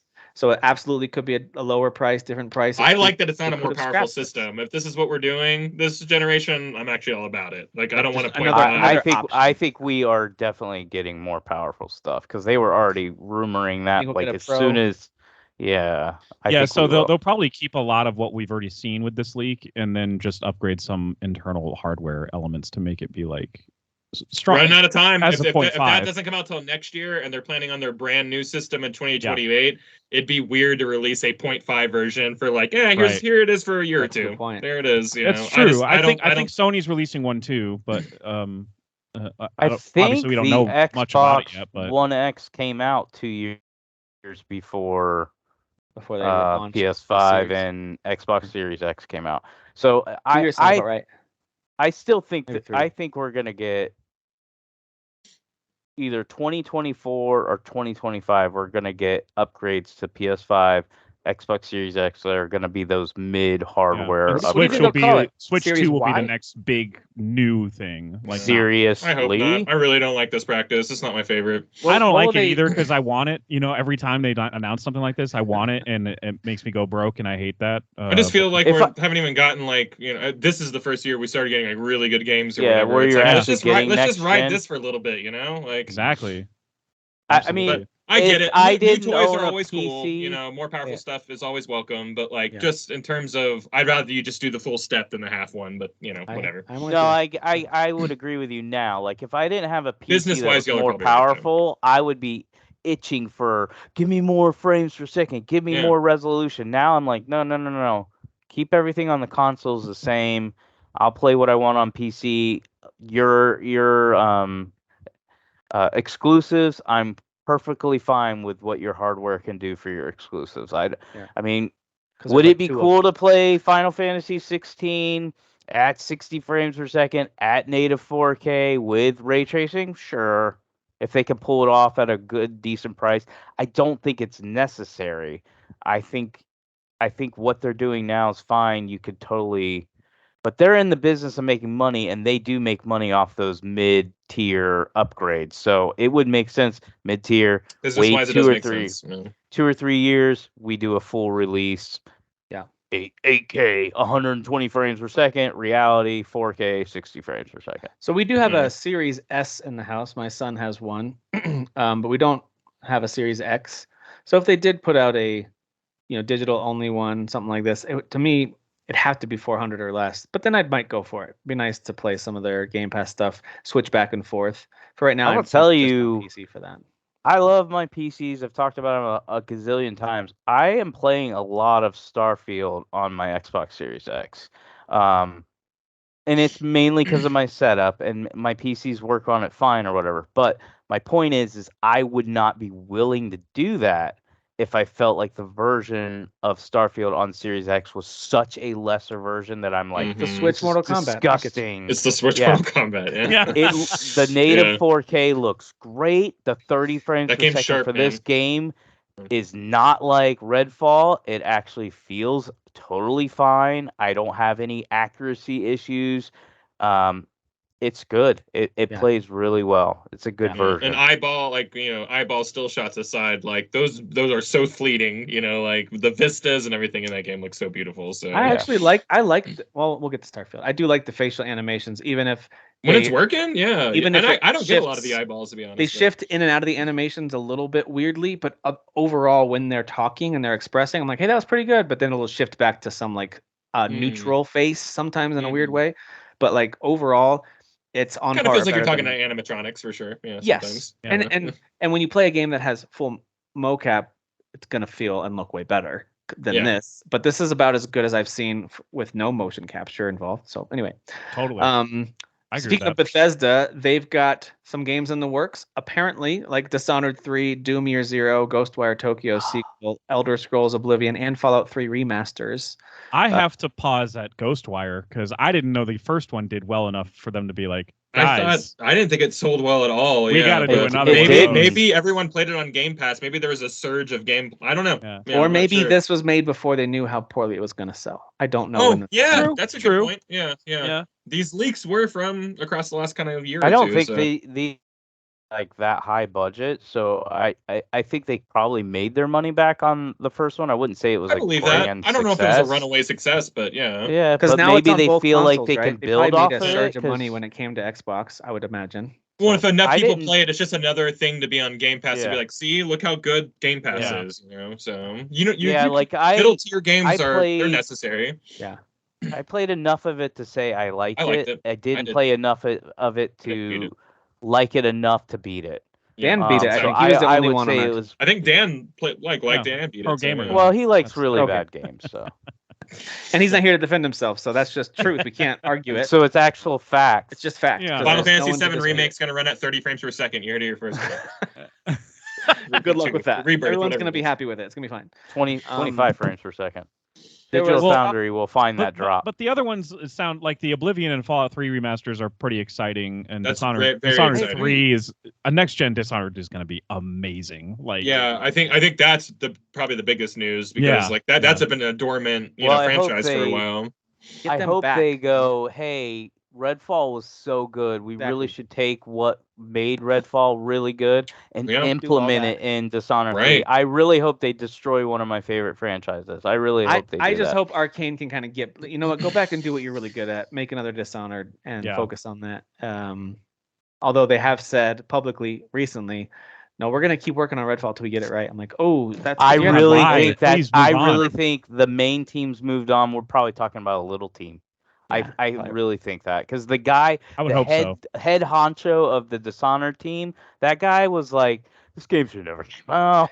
Like I had to sell you on stuff. Like I moved on. Do you guys think Doom Year Zero is a new Doom game, like a sequel, like it's continuing, or a remake of some kind? I think it's. I really hope it has platforming. I hope it's a new game. I hope it's just a platformer. Yeah. I don't know. Maybe it's a side scroller or something, or a mobile game. Pixel art. It's pixel art. It's pixel art. Yeah. I don't know about the remasters though for Oblivion and Fallout 3. Like those are really great games. A lot of people love those games. I love those games, but I hope they're like substantial remasters. If they just like here it is, we upgraded it. It's in 4K. It runs at 30 frames or whatever, like I kind of need a little 60. more. I want some, rough around the edges, quality of like life. visual updates, quality of life stuff, quality of life stuff for both of these games because they're both earlier in Bethesda's career. So, right. Skyrim like really mainlined a lot of like mechanics. Like Fallout 3 and Oblivion are still a little obtuse in ways that people like, but like just you could do some, I don't know. It could use some quality of life stuff. Yeah. So yeah, I hope that's just more than just like putting them out for a discounted price, and it's just they're kind of prettier. I hope it's more than that. Yeah. And don't forget about Indiana Jones from Machine Games, I believe, is working on that one. Is it a Machine Games? Totally real. Yes, that's right. Wolfenstein, folks. They, according to these documents, it seems like it's actually pretty close to releasing. So 2024 game and the start of what they hope is a trilogy, which is interesting. That is interesting. I think that's so exciting. That would kind of track for me with like, okay, they're probably going to want to wrap up BJ's story of Wolfenstein first. Well, Indiana Jones is going to come out first, and then wrap up BJ's story in Wolfenstein. And move on to I think they split into two teams. I think Machine Guns is You're good right. You know what? enough You're where right. I they think get an they A and did. B They're team. big enough. I think they did grow to the point where they're like, we can just juggle two big Plus, IPs, right? They have Xbox money. Like that's one of the reasons why I think they were on I think board they with throw Microsoft members at that team. I think they throw a lot of money. I think they split up into an A and B team, the BJ team and the Indiana Jones team, and boom, you get them both. They're really good at making, well, at least Wolfenstein so far. I'm so curious what type of game Indie's gonna be, man. Oh my gosh. Wouldn't it be weird if it's a first-person shooter and like you're lassoing stuff like in first person? Lassoing Nazis and shit. That's so stupid. Please, I'm just asking, please don't do that, please. Yeah, I don't want that. Yeah, just to be clear. It's a lasso simulator. Like, I believe you're a talented enough studio. You can pull that camera back and go third person. Please do that. Yeah. Needs to be third person. I agree. Guerrilla Games did it. You guys can do it too. So, all right, let's stay on some Xbox stuff. Stuff being added to Game Pass. Oh yeah, Party Animals was added to Game Pass this week, along with Payday 3. On Game Pass, then I'll be willing to try that. And next week we get Cocoon, and then Gotham Knights is coming on October 3rd. Guys, go play Gotham Knights if y'all skipped it. Yeah, not y'all guys, but you guys that are listening. Yeah, it's totally worth downloading and giving it a try. It's yes. Don't listen to all the haters. Fun. It's a really solid game. And Lamplighters League October 3rd too, which I think looks like a lot of fun as well. And then a whole bunch of stuff leaving on September 30th. The most notable ones I thought were things like Outriders and Proteus. Those are pretty well. So no one's gonna play Outriders anymore because it's not free. Sorry, I had one more jab. That's the last jab. Sorry. I just played it a couple weeks ago. Why? Why would you do that? Sucker. Because it's such a fun game. Glen Schofield, the co-creator of Dead Space, who famously started that studio, right, to build things like Callisto Protocol, he and other executives are leaving striking distance. So that is rough. You have to. I mean, he invested so much money into it, and it was a failure. So he's got to go. Yeah, agreed. That was a bummer. And Tokyo Game Show, of course, took place and kind of is wrapping up right now, taking place over the last few days. Whole lot of news coming out of there. Anything specifically that you guys saw this week that you were pumped about? New game announcement, new game details, game trailer. Dragon's Dogma 2. Yeah, Dragon's Dogma 2. People got hands-on time with that game as well. And also the developers said that they were highly influenced by Grand Theft Auto 5. So whatever that means. That's not what I want. Whatever that means. There's going to be heists in caves. Yeah. Awesome. You're gonna go you know what? Heists, Screw it. We put Trevor in the game. He's in the game now. Yeah, right. Yeah. So whatever that game means. Looks great. Like it looks great. Everyone who got their hands on time with it says that it's absolutely amazing. You know. Yeah. You see the screenshots? It looks like it's taken? just Dragon Dogma, and that's what I like. I like that they're sticking to the roots, but then also improving it. In the trailer, the guy throws a explosive barrel at a dam and washes away a giant ogre. I'm like, I'm in on this, dude. I'm so in on this. Like, I also liked one of the videos I just watched tonight where so your pawns or whatever, they have knowledge of the world. So if you ask them to help, they'll like lead you on quests. So you don't have to go into the map and be like, where am I going? You just follow them. Yeah. The other thing is like the IGN guy was like, hey, you see that chest over there? I was trying to figure out how to get to it. It's too high up to jump. I can't climb or whatever. So he goes to one of his pawns. He asks the pawn to help. The pawn immediately runs around the corner, gets in a position like this, and he's like, okay, what's he doing? He goes to the pawn, and the pawn lifts him and throws him over to the chest. Like, that's type of stuff. I know it's amazing. Like little and stupid, but it's so freaking cool. Awesome. I'm like, I actually got up and freaking awesome. These guys are alive. The main character got taken away by a harpy. He was holding on and stabbing him, kills the harpy, drops. He's gonna die, but his pawn catches him, and I go, yes. Like that's so cool. The pawns look so fun in this, and the pawns are the like seller for me in the last game too. So I'm excited. That system is so cool, and it really like that's the game. Like I always make fun of the Journey reviews where it's like we were playing with other people. This game is freaking cool because it really encourages like for you to have like a bunch of friends playing the game because you can borrow their pawns and they can borrow you, and like you are actually. They're not playing with you, but their character's playing with you, and I love that. It makes it a little less lonelier because I'll be like, "Hey, man, your pawn stopped in my game the other day and showed me a really cool secret." Because they did that in the first game too, you know. Yeah, so I love it. Freaking love it. Yeah, great game. Infinite Wealth had a great showing too. What are you, the Yakuza guy now, Jeff? What's going on here? You're gonna bring up Yakuza?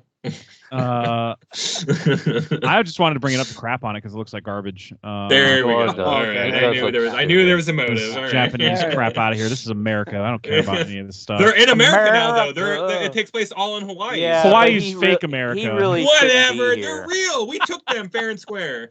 Hey, can we all just say them. 2024 is going to be the year of the Segway? I think it's safe. to Oh say. man, Yeah. I'm so excited for all the segues. Did you see any of the gameplay with this segue? Because it's so funny. Like Yeah, when yeah, he goes yeah. on, he's like, "Ugh," it's so hilarious. I'm super glad that you're really interested in this one because you have a newfound love for turn-based and stuff like that. And this being kind of a turn-based game and maybe hitting some zany notes that are interesting you, I think I that love this might be one that you might actually really like. I guess it was just called Yakuza Like a Dragon. I loved the way that one played, and Yeah. this one adding movement in the turns. Yeah, now you have like much a like Baldur's sphere Gate, I that guess. you can manipulate where your character is Yeah. standing and stuff like that now. So Yeah, there's a little more that's so freedom. rad. you know? That's so rad. All right, that sounds cool. And all the minigame zaniness that's still. I remember they summoned a crab and the crab like pinched some guy's nuts and it was awesome.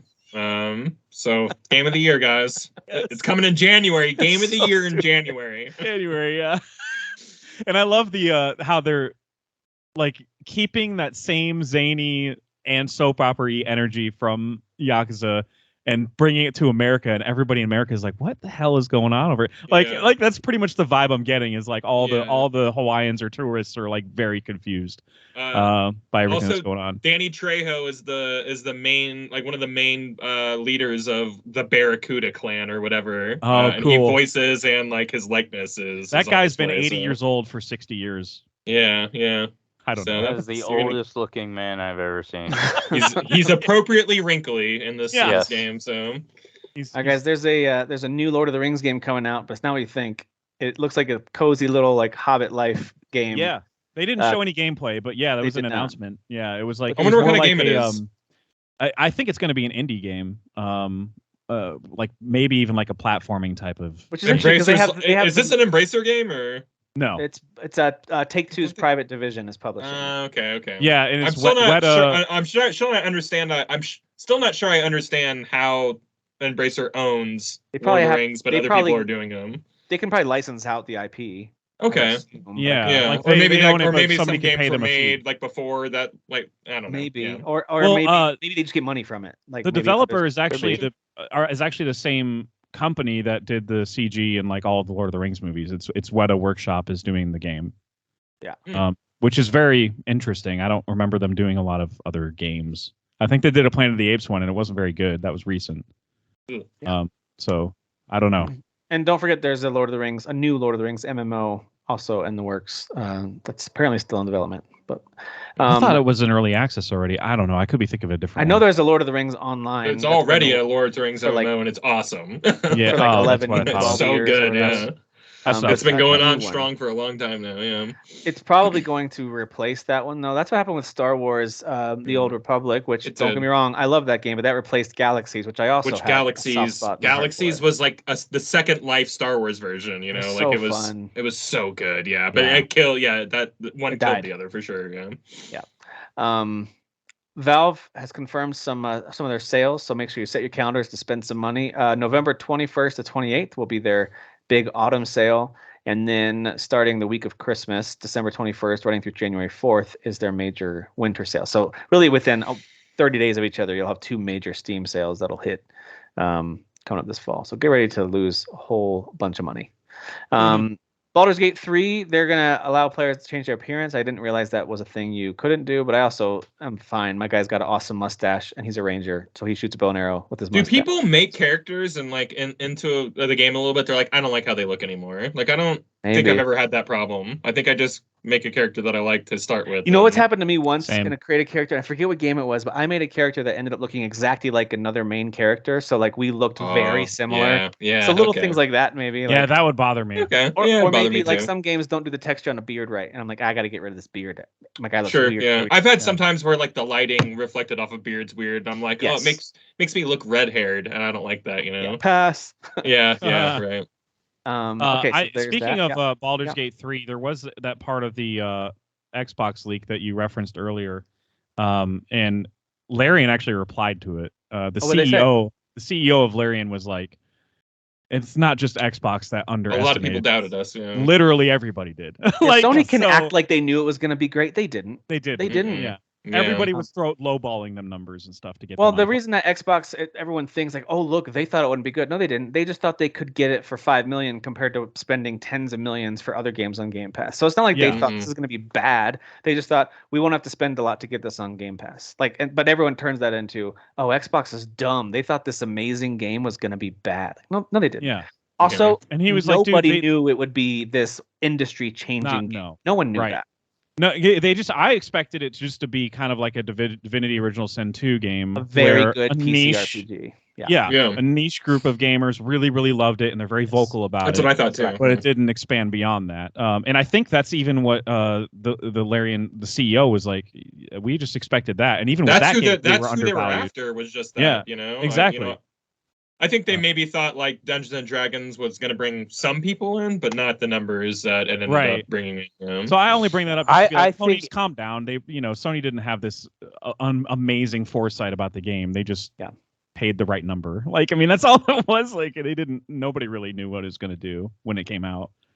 I was more interested in this one than the other games they released because the initial trailer or whatever they showed off, the presentation was a heck of a lot better. So I could already tell. I was blown away by that first CG trailer. Yeah, more epic like conversations and like just the facial animations, everything. And I know you guys make fun of me for bringing it up, but I immediately, just like Dan did, we were like, this is Dragon Age. So that's what intrigued me to make me kind of watch it more. And then when I actually played it, I didn't think I would like it. Because I was like, I don't play Dragon Age for this type of combat. I play I love Inquisition, which is more faster pace. Like you can play it slower, but I play it faster. It's Mass Effect with swords, That's what it is. So I was not expecting to love it as much as I did. But this is combat was deliberately great. slower. But if you put like an average story with average decisions with that combat, no, I don't sing its praises. It's the presentation and what they're doing with your choices and the character. That's to get to the next level. So that's where to me, they went above and beyond, is adding all of that together, putting it all in one package, which they had never done. Agreed. Ubisoft finally has announced a new project, The Division 3, but it's so early. Like they're like, hey, we're building the team at Mass. So like this is probably a 2020 why even game. say anything? I just don't. Like this is a next gen. I think game, they were getting the heat from like, well, Ubisoft's just not what they used to be, Well, so they're like, we're doing stuff. We're doing Division 3, and someone's like, are we? The Division team is doing that other game. Outlaws. Outlaws. Star Wars, yes. Star Wars Outlaws. Yeah. So it's kind of like, well, we know they're busy with a great game. You don't have to. Yeah. You have to explain yourself. It's true. I like the Division though, and I'll take a 3, but like I need it to be a little. There needs to be a little more something new. You know what I mean? I don't want more. Yeah. I don't want more Division. I want more Division with like some new ideas. I agree with you. Do what Infinite Wealth did and put them in Hawaii, baby. Put them in Hawaii. Yeah, put them in Hawaii. Yeah. Actually, make it more like Infinite Strash and do whatever that game's doing, right? We always like to do wordplay to turn things into garbage or bad or fail or trash, and they did it for us. So we don't have to do any work with any of these things. Octopath Traveler 2 coming to Xbox, consoles, and PC.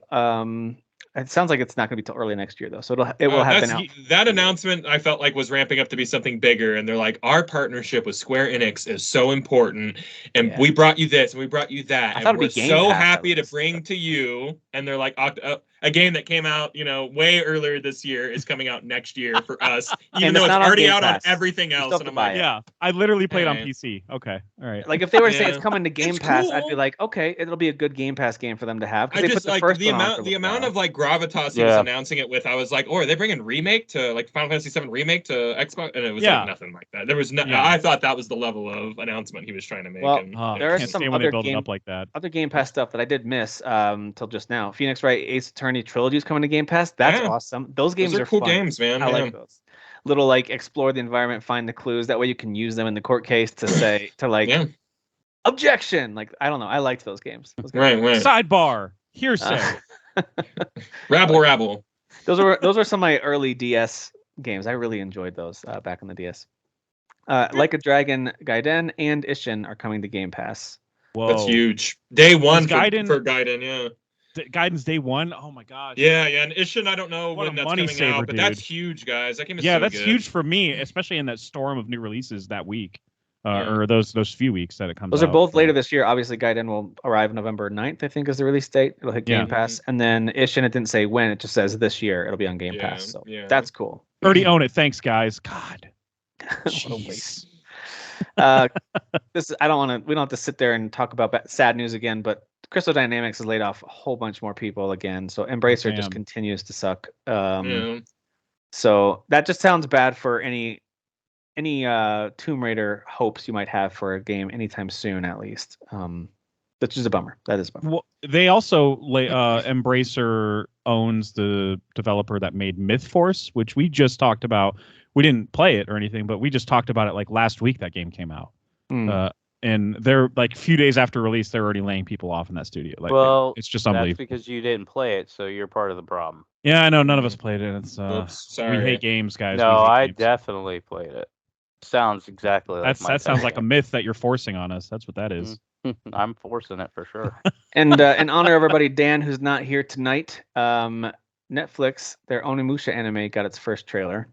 And he's, of course, several of us are big fans of that, but I'll say it in his honor. I know he really loves it too, and he loves good anime too. So there you go. I think it looks nice. Like the art style looks really good. The mid 2000s rock song was so random. I'll just say if Jean Reno's not in this anime, pass.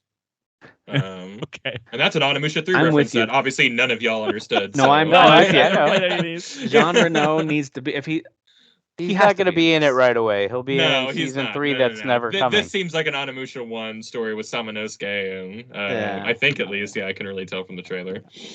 I'm trying to see if there's anything else worth highlighting. A lot of this is just FTC Onimusha related. 3 is my favorite, by the way. Just so same here. One of the greatest played all the way through. One of the greatest opening video to any video game ever. No, and it's choreographed by Donnie Yen. It's an amazing. I literally watched that one over. Me too. I watch it once a year. And over. Yeah. Donnie freaking Yen choreographed that entire. We're it's so good. It's one of the greatest openings ever. Yeah. I watch it once a year. Okay, buddy. Okay. You like it more. No, not that I like it more, but like just I'm just kidding. The you like it so much. It's like it is on my like Rolodex of like stuck out even back then when I wasn't like into is it 4K? Like it just I was like, what am I watching? This is the greatest thing I've ever seen. So I just kept watching. And then it steamrolls right into the Paris, like where like all the demons are coming into Paris and just slaughtering French people. It's so cool. Yeah. So we want Onimusha. Well, you don't have to give us 4, but like just do something. Can you give us something? Yeah, please? I feel like when they did the remaster and then no one played it, that kind of like kissed it away. So we're done. We're done with that series, I think. I don't know. Maybe with Netflix, maybe again they're just like let's dabble and hopefully, I hope. Hey, you know what? We got Dragon Age 2 because Dragon Age the anime on Netflix was such a hit. So. Or not Dragon Age, Dragon's Dogma, excuse me. Yeah. That's the only reason we got Dragon's Dogma too. Yeah, everybody talks about that anime all the time. It was the best anime, I think, that was ever made. made. Well, I It's mean, ever made. Yeah. she just kept showing her boobs to me, and there was absolutely no reason for her to do it. So it's easily my something fave. was arisen, I'll tell you that. Oh, well done. I was risen. That's called I was jizzing too. Oh my gosh! Now we're That's doing. Mine was subtle. Yours was gross. Orgasm, guys. All right, I think that's all I've got in terms of like. There's tons of trailers, so like if you want to catch up on a lot of the game updates and stuff, I was just trying to catch the higher level like announcements and things. Unity backpedaled, but I think we all saw that coming last week. Yeah, what exactly did they change? What was their? It's still just going to be a revenue sharing plan, which they currently do, but I think they're like something at the rate at which they collect it is different. So I don't know. But it's not the trust breaking thing they did before, like where it was basically like every user that downloads you owe us money after 1 million downloads or whatever it is. Yeah, they're not doing that anymore. So it's basically just the same revenue sharing thing they were doing, where it's like a cut of the revenue, cut of the sales. Gotcha. But I think the number is higher because inflation or whatever made up reason they said. Okay. There you go. Unity is trying to step back out of the mess that they made. But the trust is broken. The developers are still going to be like, people have we're already gonna moved their projects to other engines. Like it's already, it's too late. You know what engine is looking really good is that Resident Evil engine that we saw Dragon's Dogma 2 is using as well. Like Capcom should license that bad boy. Yeah, that's a. You know what? I really like in-house engines. Like it's cool. Me too. That what's the one that everyone Starfield uses does it now? too. What's the Unreal? Like 5, it's cool that it's so easy to make games on. It's cool that everyone can use it and stuff like that. But something really shines when you're playing Resident Evil or a Capcom game. It's running in that Resident Evil engine or the Fox engine back in the day before Kojima left and stuff like that. Like these are Horizons. What is that? The Luminous engine? I forget what that one's called, but the Horizons is really good. Death Stranding runs on that. You know, Ubisoft I just love proprietary engines, right? man. I think Ubisoft uses Frostbite. Does that sound right? That one, yours is really good. I think Frostbite is EA's. EA. Oh, okay. Yeah, that's right. That sounds. Yeah. I just remember that's what all the Battlefields run Battlefield. off of. Yeah. That one I'm not as impressed with, but me neither. And that one's always been problematic. But I like that they have it. You know what I mean? I like that like games. I don't know. You can tell when something runs on Unreal. You know, it kind of just feels like an Unreal game. There's nothing wrong with that. The same thing with Unity, which supports. Special. For me, I know they support mobile games too, but like, or they platform mobile games or whatever. But like for me, it's mostly the indie games. And it's like you boot it up and it's a platformer that the Derek hates or something, and and it's like you immediately can tell like it's a Unity. Okay, all right. Well, I mean, I guess I'll give it 8 out of 10 for emotions or whatever. Derek hates stairs because he has to like change platforms with every step. It's just the worst. It's just like I hate it. Platformers. Speaking of Resident Evil, I just bought the DLC for Resident Evil 4, so I will probably play it, maybe beat it, and talk about it on our next show. Nice. It's a short one. Yeah. All right. So as far as quick hit stuff goes, Dan's not here. He was going to go first, but he's not here, and so we'll have him check in next time. Some of the quick hits I have, and it might not be the quickest hit when I talk about Starfield, but I'll just say I did watch a movie that both Kyle and Jeff recommended. Guy Ritchie's The Covenant hit Prime this week, so my son and I watched it and loved it. It's just a great modern military film. Of course, Guy Ritchie, and my son kept saying like, the way he does like these quick zooms and stuff on the action is really cool. I was like, yeah, this is Guy Ritchie, buddy. Like this is, I think, his first Guy Ritchie movie. And I was like, yeah, he just. Oh, that's cool. Yeah. So But you also kind of have to be like, okay, the next one you see is going to be nothing like. It's not. This is the weird. This is the weird. Is so straightforward. Yeah. Like this one was very vanilla for him. It's still a very good movie. Don't get me wrong. Yeah, very. No, I love that he stepped outside of his own. Yeah. This felt more like to do something a little more mainstream, but had his his stink all over it. So felt more like Wrath of Man was like a trial run for the Covenant, because that movie is a straightforward thriller as well. Okay. With some editing in the storytelling where it's like past and present, whatever. But the point is that it is a straightforward thriller and it's still very tense.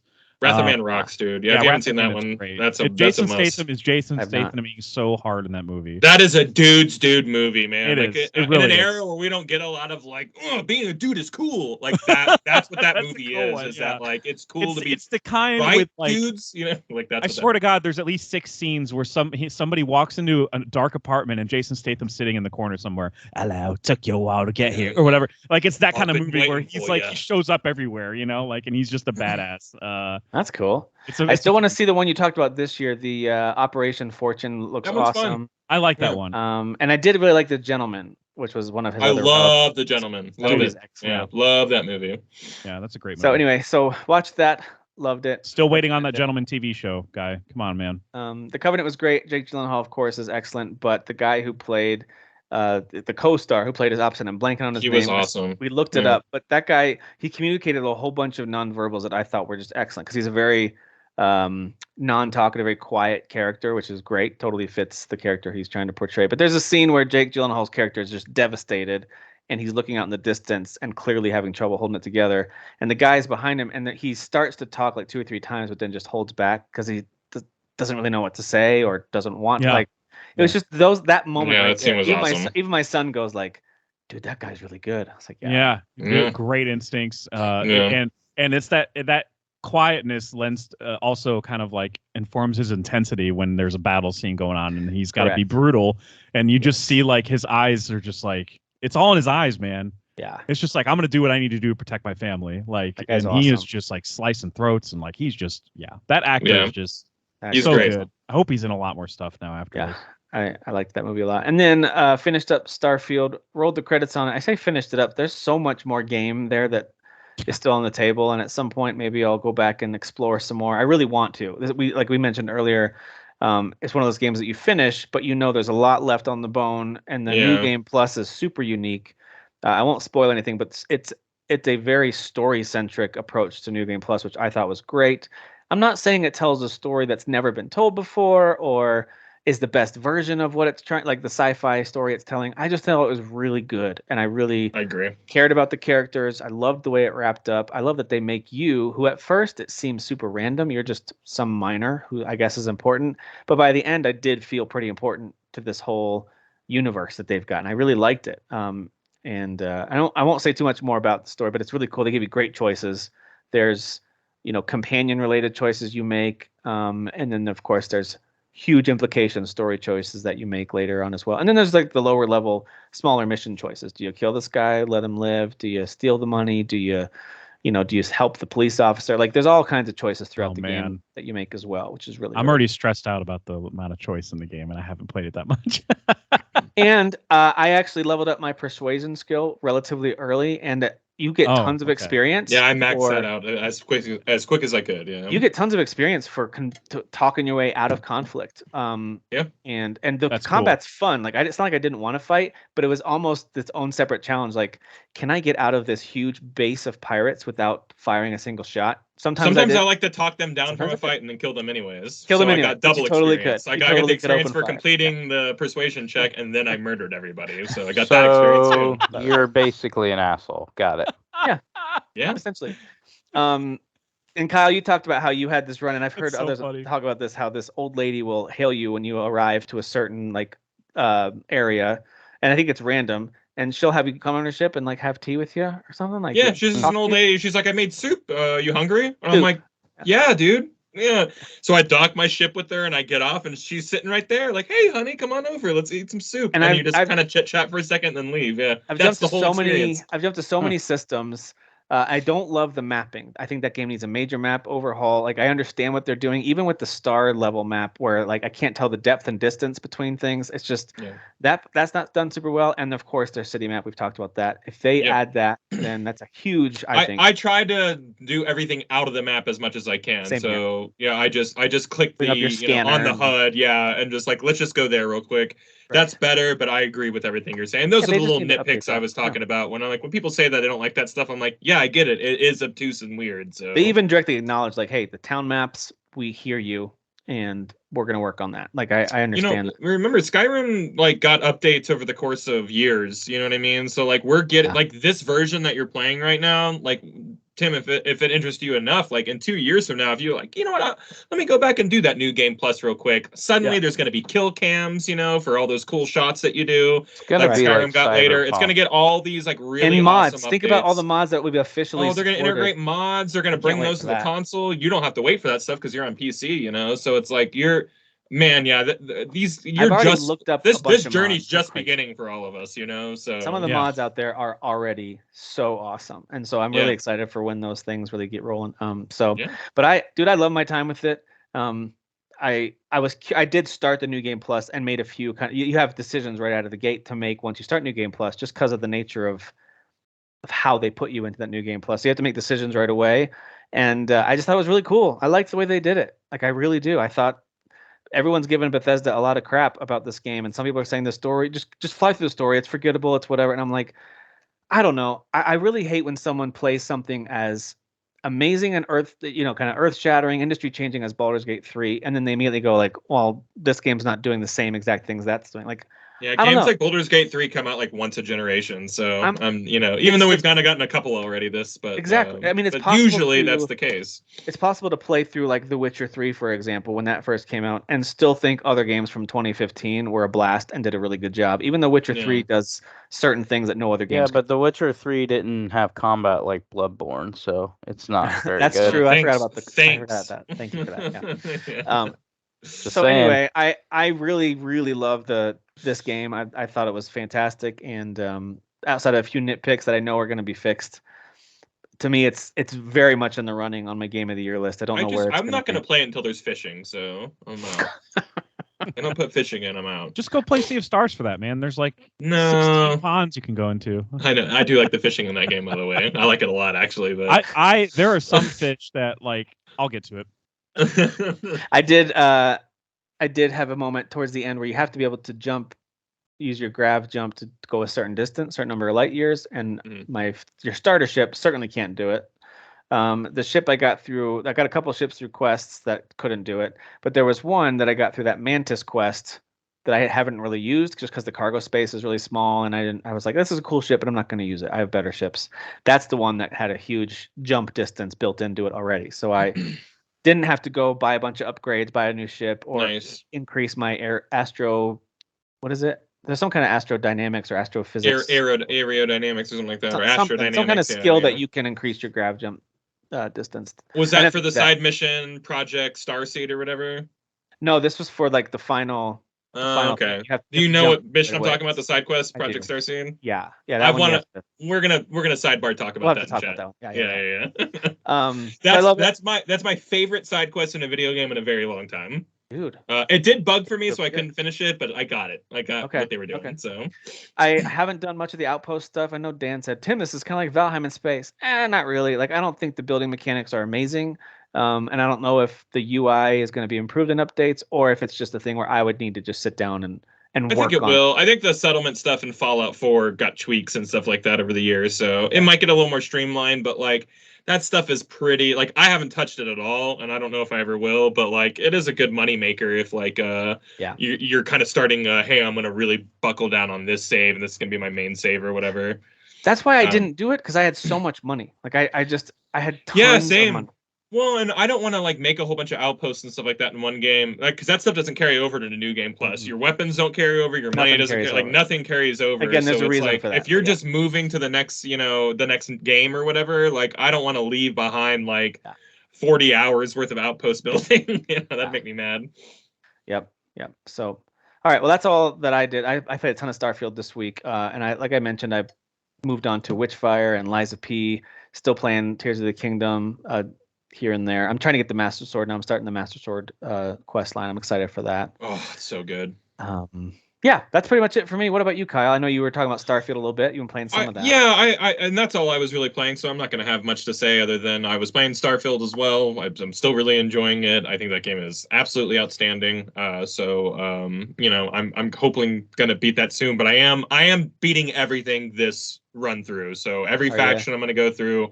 I'm not gonna touch the main quest because I'm on the last two missions, I think. Okay. Until I beat all the faction stuff. So I have all the Corpo stuff I need to do with all the espionage, and then I have the rest of the pirate mission that I'm in the middle of right now. I never did finish the pirate one, but I liked what I played of that. I never did finish it though. That's everyone's like, when you see best side quests in the game or whatever, like list, like that's at the top. So I want to see that one through. I've liked what I've been through so far. There's some really cool lore stuff where it's like you learn about the origins of the pirates, and this is not a spoiler, it's all part of the lore of the game. Are from a planet. And when there was a giant jailbreak down there, they took shuttles up to the space station where all like the Marines were that were watching that planet, and just took that over too and killed all the Marines. That's where they got all their gear. Now they operate up there with like all the Marine gear and all these like high. That's why you talking about the Crimson Red? Yeah, Crimson Pirate. Yeah, the Crimson. That's yeah, what those I'm are the doing Space now. Pirates. Okay. Yeah. So like that all that lore again, like that's the stuff I take away the most from Starfield is just that boy, they really really crafted multiple, not just worlds here, but like a whole universe, in terms of cool background stories and stuff like that. That sounds like a really good 7 out of 10 game. Yeah. Might be the best 7 out of 10 game ever. There's a main because of the storyline. pirates, I would give it an extra 1, so it's probably an 8. It's an 8. It's probably an 8. There you go. There is a quest line. It's part of the main quest that you have to get. You're collecting these artifacts. That's part of the main storyline. Is you're trying to figure out what these artifacts are, and you're trying to collect them. And there's one that you're trying to get from this guy who's essentially like the Collector from the Marvel universe. Yes, I love this. And that whole storyline was so great. And he's on this absolutely massive ship with tons of mercenaries that he's hired. So that mission can go super ugly. It also can go in a super funny way, where like you essentially get him to the point of death, and he'll he'll like beg for his life, and you can kill him if you want, and then fight your way out through dozens and dozens of enemies. Or you can spare his life, but threaten him, and he'll tell everyone stand down. And as you're walking out, the pirates can't fight you because the guy who their boss said don't attack him. So you get what you need, and you're walking through this massive ship with pirates, and they're all just kind of growling at you like, "Get out of here! You already won!" Like they all want to attack you, but they can't. Yeah. Little things like that, where persuasion and your choice that you made totally changes what that could have been a firefight that took forever. And Actually, I had other missions where 80 dudes on that ship. I had other missions where it was a side mission where I attacked and I fought through a massive kind of castle-looking ship, and that's just the way it went. And I tried not to reload and redo too much. Sometimes I did, I'll be honest, but for the most part, I tried to like, let me just play this out. Like if I failed a persuasion or if I said the wrong thing and pissed them off and they attacked me, let's just roll with it. And that's just what happened in my game. So anyway, that's how I'm playing it. And I did do that mission recently, and mine played out differently than yours. So when I originally did it, I did persuade him to like show me the artifact or whatever, but he was unwilling to give it to me. So I didn't know how to handle it. So I ended up just killing him and taking it. Oh, first I stole it, but like stole it in front of him. So I was stupid. So I just was like, yeah, let me take it. So I took it. And then he gets pissed. Everybody turned on me. And so I was doing my typical Derek way. Let's just run and gun. Well, I didn't realize, like, there were level 28, level 30. There's strong enemies in there, yeah. Strong enemies just flinging grenades nonstop. So I'm on fire. I'm like, enclosed space. You can't run away, really. So I literally died. So then I'm like, okay, so I got to figure out a different strategy. So I knew where his key was, so I ended up stealing his key, stealing the artifact, and then I only had to kill like 2 guys in that back area, 2 or 3 guys in that back area where the artifact was. And then I went to, like, you walk out and you walk to the left, I saw a wall that you can cut it. So you can use your cutter and cut the wall out. So I cut the wall out and I walk through, and I basically takes me to my ship, and all I have to do is fight the intro characters that talk to you when you first get on the ship. I had no idea you could do that. Yeah, so I did that, and then when I flew away, obviously they knew I stole it, so they started shooting on my ship, so I had to grab out of there. But it was that was the point in the game where I was like, let me say this, because this was tossed around a lot, where it's like the game gets good after you play it a gazillion hours. But the game was already good from the very beginning, but these type of moments is what I think reviewers were trying to stress, that maybe was getting taken out of context, where it's like, but once you experience something like this is when the game really gets from good to great. Good. Yeah. So it goes from maybe you are feeling it's a 7 or an 8 to now it's like, no, that type of experience is why I play these games. Like that's why I love Fallout. I can't think of all the memories of it, but all the Fallout games I played, that's the stuff I remember. Making choices and my outcomes being completely different from everybody else's, which obviously I praise Baldur's Gate for. And no, this game is, for me, it's not doing it even close to the feelings I felt with Baldur's Gate. But it was created at the same time, so I don't hold it to those standards. I can't say, guys, you saw what Baldur's Gate did. Why aren't you doing it at that level? They're still creating something amazing. And like what Kyle was saying, this is a huge universe. So this is even actually bigger than Baldur's Gate. So Baldur's Gate is, to me, it's more dense, and the decisions are more impactful for a smaller group. Starfield's trying to create an entire universe with several different factions, several different characters. Well, so it's like you're playing different sci-fi stories. Like when you're doing the freelance, like that's a cowboy space western, sci-fi story. But then you immediately go over and do the UC stuff. Now we're in a Starship Trooper propaganda fascist, sci-fi story. You know what I mean? Then you switch over to the pirates, and now you're in like a Firefly space pirate space adventure. Serenity type of sci-fi, smuggling, right? You can smuggle stuff in your ship, so you're getting all the flavors, you know what I mean? And like you just pick a direction and go, this is the type of sci-fi I like, and just dig your heels in and stick with it, Digging the pirates situation. I won't spoil it because I think it's something, the way I was, first of all, I was just kind of thrown into it. I was trying to get away from these people. I didn't know what the heck was going on, but the game kept like bothering me. Like I would get grabbed. I would grab out of the situation, and finally They were like, you don't have time to grab. We're just going to grab you. And then they put me in this situation, and then I'm in this storyline, and I'm like, I want to. It was so engaging. I'm like, I want to stay here. So now I've stopped doing all my progress for the main story, which was also getting intense because I'm already and more that just than gets halfway more and more through. intense. Yeah, I'm more halfway through, and something happened to a lot of the characters that I had been, working with and stuff like that. So I'm pausing that because of how good this is. And then I do plan on doing the cowboy stuff because I had already started it, but I want to go further into that. So there's a ton of different stories, different things that I want to explore out, and then I'll finally mainline the campaign. And then I always return to Bethesda games to just have fun with them later. Same. So if Derek, there's I think a story you're that's a New Game Plus guy. I think you're gonna like this approach. Yeah, It's not the best thing, but I think you'll like this type of New Game how Plus they is do. built for someone like you who likes those types of modes. You'll For like I sure. love replaying games. So yeah, this has been. I already talked about Liza P. I know it wasn't probably my turn, but since it had to do with your story, I'll just butt in. My quick hits are.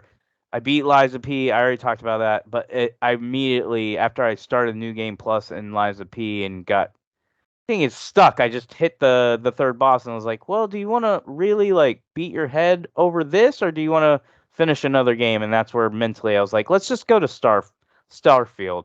So that's now my main, which is allowing me to like really dive into it and really embrace what it is because now it's not a side game. It's been since its release, it's been a side game for me. It's hard. It's hard for Bethesda game to exist as a side game for sure. Yeah.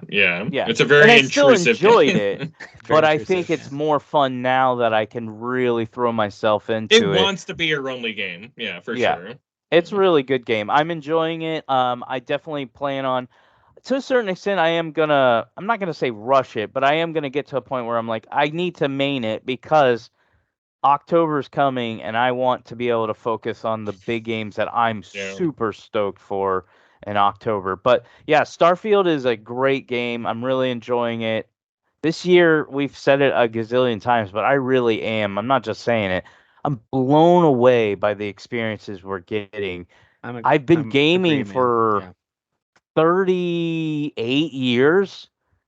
And I'm only 38 years old now. But I've been gaming for 38 years, and I have never experienced what we're experiencing now, and even at the level of what these games are. There's been other years that are close, but this is just different. This year's just been different. By the way, if anybody asks, like, what's the greatest year in gaming, this is going to be my year for a while. When you're playing Starfield, I don't recommend looting everything, but just hover over them and you can quickly grab the ammo and healing stuff that they have. That'll usually show up first on the list, then move on, and you won't encumber yourself too quickly. And that stuff weighs like nothing. So you only want to grab everything at the very beginning to get those credits, but like soon, you're making good credits, so you don't need to sell forks. You know what I mean? Well, some of those things they give you like 1 credit when you sell it. Right. And it took up like £1 in your inventory. I keep stealing stuff and forgetting that I have it, and then I go back to UC and they're like scanning me and they're like, you got contraband money. Like, damn it. By the way, there's 2 like endless wait things. There's one in the basement of the lodge. There's a little box there, and you can put infinite number of things in that. It's put my resources there. Yeah, because you're doing your your research stations right there. So that makes sense. And then on your in your room, there's a safe that has infinite. I put all my favorite guns I'm not selling. Guns and ammo, or sorry, armor maybe too, like your suits or something. That's what I put. All my NBCs have a bunch of random guns. I'm like, well, I'm unwilling to sell this. Take this. I'm not using it right now, but that's the other thing that's kind of hooking me is I'm starting to get better weapons and. Yeah. Like I love lean into mods, guys, because like I and Skyrim and Oblivion and Fallout, they're all like this too, where it's like if you lean into crafting your own weapons or making your own mods for weapons like you do in this game, you will be rewarded. I'm killing level 98 guys in one shot with my shotgun right now, my double barrel shotgun, and like I'm level 40. Like I'm not, and I am just blowing through like over. Lean into it, guy. Like that's the power fantasy that exists with just unlocked like a real because my main thing that I'm unlocking with my skill points is shotguns. So I get a lot of added bonus. And then I am getting a ton of I just got a really, really good shotgun, and now I just unlocked from a story mission. I got a legendary. I think it was a revolver. No, it's like a pistol, but it's like high end. Like you can tell by the look of it. It's not like a little pea shooter. Yeah. But yeah, those type of things. Like I like pulling up my character and I'm like legendary. Yeah, I love all that stuff. So I do recommend for your companion, give them and make sure you equip for them a really good weapon. And all you have to do is give them like one ammo of that thing. Sarah kept. I think it's a bug. I would go in there and I'd tell her to use this weapon, and she'd pull out the little pea shooting. She has to have ammo for it. You have to make sure she has ammo for it in her inventory, otherwise she can't use it. Okay, maybe that was and like you said, you only need to put like one. Just put one in there. You don't have to give her all your ammo. Just give her one and she'll have infinite ammo. And what I've been using is I give my companion this arc welder. I found like this legendary arc welder tool, which just shoots this beam of electricity like nonstop. And you just give them a little bit of the ammo and it goes. That's awesome at stunning enemies, like knocks them down. It's good against robots because you have a lot of like security systems coming at you and turrets. So like there are times when I'll just hide and heal and reload, and she just kills 3 or 4 things for me because that thing is so freaking overpowered. So I don't really like using. I've tried. I didn't really like the way it felt to use that particular weapon. But anyway, I gave it to my companion. And same thing with gear. Make sure you give them helmets and equip them with really powerful suits and all that stuff. Man, treat your companions well. Yeah. What a great game. All right, so Kyle and Derek, was that all you guys have? Yeah, that's all for me. Yeah. And then so Jeff, what about you? I know you're did you finish Sea of Stars yet? I'm on the last level. I'm doing cleanup before the last level. Okay. So you guys won't know this in the first like 8 hours of the game, maybe, but eventually the game opens way the hell up. So I am at a point now where I'm able to zip around maps and that's awesome. Go to places that I couldn't get to before. So I'm just doing totally optional stuff, like optional bosses. It's a true old school RPG. It really is. It opens way up. Like once you get a ship, that's like SNES era 101 for sure. That was Chrono Trigger, man. All of a sudden you get this ship that you can time travel and fly everywhere. You're like, oh. It's so rad. And I'm doing like optional like puzzly areas. Which there was one I was just eventually you unlock an ability, and I think you might have all been at this place. Have you guys been at the level where you do wind related stuff? Yeah. Yeah, where you push those big green blocks. Yeah. You get like a wind ability or whatever. Oh, I think I'm just there, yeah. Oh, okay, gotcha. But there's like a puzzle, it's totally optional and you can't get it until way later in the game. Can't get to it until later in the game. But like there's one puzzle where it's like a bunch of beams and and if you step on a platform, it ignites the beams, and you have to line them up a certain way. But the only way you can get them lined up is by just wind throwing, air pushing boxes. Yeah. And oh my god, dude, I was doing this puzzle for an hour. Like I refused to look it up because I know that it was easy. It was my brain complicating it because the angles of the certain corners were like just frustrating in a way that you can't just shove the boxes where you want to. You have to like kind of shove them here first, and then shove them down there, and then shove them down there, and then shove another box in its way, and then shove another box in that way. And like it's just like, oh my god, dude, what? It's like a mobile game. You got to just shift the boxes. Left and right and yeah. That's what it felt like. I figured it out, but it was just like I'm not looking up a guide for this. I refuse. But yeah, I am literally on the last level, and they tell you like you don't even go to the last level yet, and they tell you right away like you're at the last level. Go do stuff. They kind of tell you to clear things up before you head over here. Okay. They say you've unlocked this ability and go do stuff. Otherwise, you're going to beat the game. Anyway. I like when a game does that, when they give you a little heads up. Like, point of no return warning. Things are going to change. And there are a couple. But do you get that in real life? It's not real life. So. You don't get that in real life. No. There were like 3 or 4 fish that I tried to get that like were... couple of them I just couldn't find them in the water. You can see the shadows of the fish, and some of them I just could not identify which one were the ones I didn't catch yet. So a couple of them I couldn't find them. And the others were just like doing this the whole time, and no matter what I did, I could not control them. I couldn't get them to jump up out of the air so I could stun them and then reel them in. I couldn't figure it out. So fishing has been like, I guess I'm not going to get like a whatever the Xbox equivalent of a platinum is for this one because I can't get all the fish. It's just like 100%. They don't give you any kind of special. Oh, well then I don't even want it. All right. But that's the only game I've been playing other than the ones that I already mentioned. And I really want to jump into Cyberpunk so bad. I need to do a Nomad run, like really bad. I'll just start. That was my first run, and start it it was over. so awesome. I like. I think that's what I started with on GOG. Maybe I'll do that again. I'm not really sure. Corpo was my the one I beat at launch on PC. That one, huh? Corpo, and I love that one. Corpo has the best start, I think. I think so too. Yeah, because Okay. I like Street Kids your boss so is a far dick, with that kind of deal. like Street Kid's my make. favorite run so far because like Yeah. I just like how like knowledgeable like you are about Night City the entire game. You're like, yeah, well that's just how the Maelstrom are, you know. Yeah, like you're really dialed into everything as the Street Kid. So that's probably my favorite. Corpo is very out of touch and tries to talk Corpo at everybody. Yeah, but I Even though think it's like the wrong if you're move. RPing in your head, like Johnny hates Corpo, so you being a Corpo and like y'all having to share the same body, there's some interesting dialogue. Oh there yeah, for good sure, point. you know? There definitely is. And Nomad's just good because it's fish out of water. You're like, Night City's so weird, man. It's so much easier out in the Badlands, you know. So like they all offer a cool. I picked that kind of personality for Starfield. My guy's like a long hauler as his background, and he's like he kind of just likes to be on his own, do his own thing, you know. And so like I don't know. I guess I lean towards that type of character anyway. That's why I picked Nomad. Nomad's good. Yeah, Nomad was my first one, and I felt it was really good because like you don't know Night City, your character doesn't either.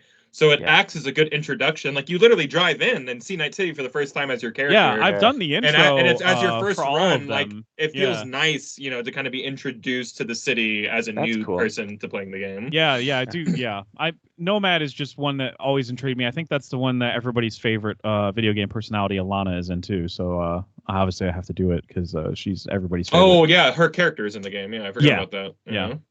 Yeah. Drawn weird, but you know that's. I don't think they did mocap, so yeah, it's part of it. You know, whatever. But whatever. Anyway, they might have. I don't think they did. I don't know. Anyway, movie-wise, I did see. This is a new movie. I forgot to put it in notes, but I saw Dumb Money, which is about. I guess it's about gaming technically. But that Paul Dano is in that one. Yeah, Paul Dano, Seth Rogen, Sebastian Stan, Vincent D'Onofrio, Nick Offerman, Shailene Woodley. Looks really funny. Dane DeHaan. Isn't Nick Offerman like the corporate like trader guy? Osborne. Is Nick Offerman like the villainous trader? He's a hedge fund manager. Hedge fund guy. Yeah. He's like ticked off. He's worth like billions of dollars. Yeah. Okay. And Vincent D'Onofrio is the other one, and Seth Rogen is the one that's like at millions of dollars. He manages a hedge fund. So like he's kind of leaning on Vincent D'Onofrio and Nick Offerman the whole time as the GameStop craze is going on in the stock market and stuff. But Paul Dano plays that YouTuber, something Kitty, Roaring Kitty, I think is his YouTuber name. And he kind of started small, and the movie covers this where like it wasn't until GameStop people started actually buying GameStop stocks at such a low price that they started taking him seriously, mainly for memes, because the only reason that he bought it was like, I just like the stock, guys. I don't know what to tell you. And he even said that in his testimony to Congress. He was like, I like the stock. And like, you know, and everybody on Reddit flipped out about it. But when they recognized what he was doing and how much money he was making, because he was at the ground level, that's when people started buying as well at really low prices. For stock, I mean, you know, if you're getting stock at like $100-something, that's pretty low. And that's the whole thing of what a short squeeze is you're buying low, but like if everybody buys low, then the stock skyrockets and your returns come back by like 300%. Like you get like an insane increase of money. Like the guy who started this whole trend walked away with like $114 million. So I mean, and he started with like $100, and then eventually you just keep buying in, like to you know, up your rate and stuff like that. So at some point it becomes like a gambling. Especially for retail, what they call absolutely gambling. Yeah. Especially it's for just what they call like retail. They call retail investors, like the ones that are retail traders, the ones that are on Robinhood, just regular Joe Schmoes that are just, you know, nurses, college kids. Say yes or no. And yes. Yeah. So like that's where the phrase "dumb money" comes from. Investors are talking. Wall Street's talking about us. Idiots. Right.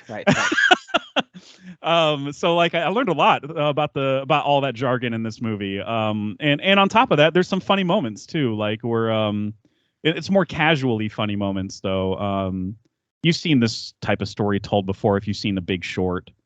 I think The Big Short is better, but this one I just needed to know how it worked. When I went into this movie, I knew GameStop, the stock GME, like something happened with it. I know that people were investing, and a lot of people walked away with a lot of money. And a lot of regular people. Big, I was gonna say like the big hedge fund people were ticked off at this whole thing. Yes, I know. Yeah, that. and they and this whole time we're told by people that are older than us that know anything about money, well, you should look into investing.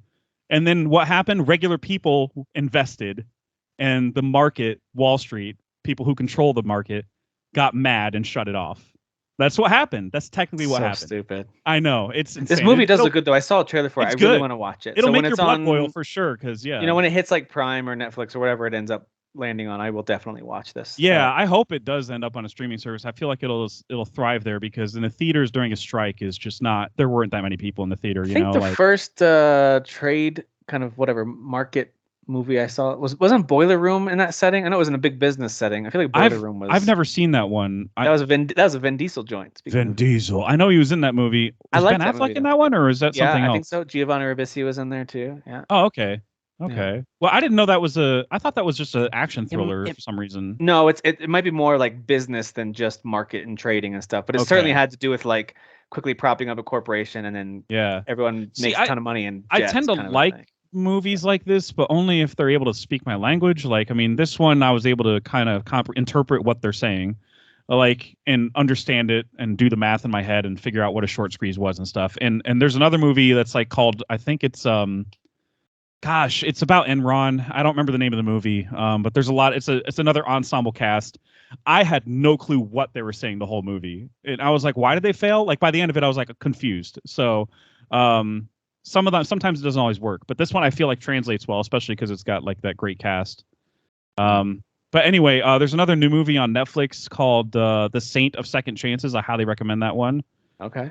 It's about the guy. I gotta look him up. Saint of Second Chance. So the director of I don't know if you guys ever saw the documentary Won't You Be My Neighbor? It's the Mr. Rogers documentary. I did not watch that one. No. It's so freaking good. I saw it in the movie theater, like at a film festival, and just they were literally handing out tissues to people walking out of the theater. It was so good. I've heard it's good. But Saint of Second Chances is it's a different flavor. Jeff Daniels narrates it. It's about Mike Vick. He's the son of a Major League Baseball owner, Bill Veeck, who was Veeck or whatever, who was known as like Peg Leg Bill, and he had one leg, and he was like the last Major League Baseball owner to buy a team with his own money and not come from rich people money. He bought it himself, and he was the only owner at the time to inject showmanship into games and like do raffles and do like giveaways and kiss cams and stuff. Like, he was the one that he fundamentally changed the way we go to baseball games. And so his son, this movie's about his son and trying to live up to that standard, and he's just flopping all over the place. Like, he's just like, and then it turns into like this. The third act of the movie is just it's a documentary about his family. Yeah. It's about his family, and like Charlie Day's in it though. He plays like the younger version of the guy in reenactments or whatever. Okay, got it. But like the stuff with his family is just like really heart-wrenching stuff. So I just recommend sticking with it, because at first you're like, okay, why do I care about this guy? But just stick with it. It's good. No, I'm gonna watch this. I like this kind of stuff. What was the last thing I wanted? Oh, I saw Blue Beetle. It was okay. You going to see The Creator? Anybody going to see The Creator? Yeah, I want to. It looks really good. Yeah, it's like my most anticipated movie of the year for sure. Yeah, I think it looks great.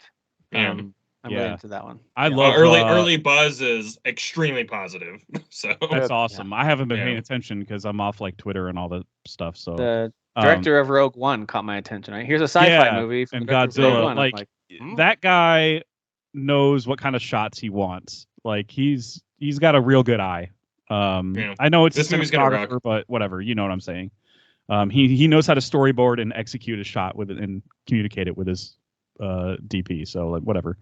But yeah, the movie looks so cool and inventive. That's great cast too. I'm excited. I'm glad we talked about that instead of Blue Beetle. So thank you, Tim. Yeah. Blue Beetle was totally okay.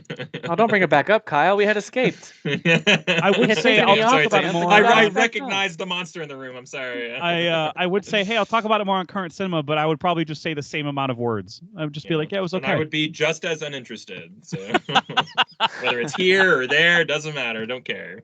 I got to give Cobra Kai Kid props for being a good actor, because the show Cobra Kai does not demand that from any of them. No, I would never call him a good actor just from Cobra Kai. So, would. But he's actually in Blue Beetle. It's like, oh, he can act. Like, oh wow, I didn't know that. The Cobra Kai, as much as I love the Cobra Kai show, I do too. Yeah, but all the acting in it, all of it, he does is pouty very, boy voice a little too much in that show. CW show level of like very CW soap opera. Like, they're and leaning not into it. Great. They're leaning into it though. Like the main Russo daughter, she's really not great at those moments. Oh, but she's I still awful. Like yeah. Oh God, she is so. Oh, she's so bad at acting. Yeah, sorry, Jared you're not just going to get any gigs. Yeah.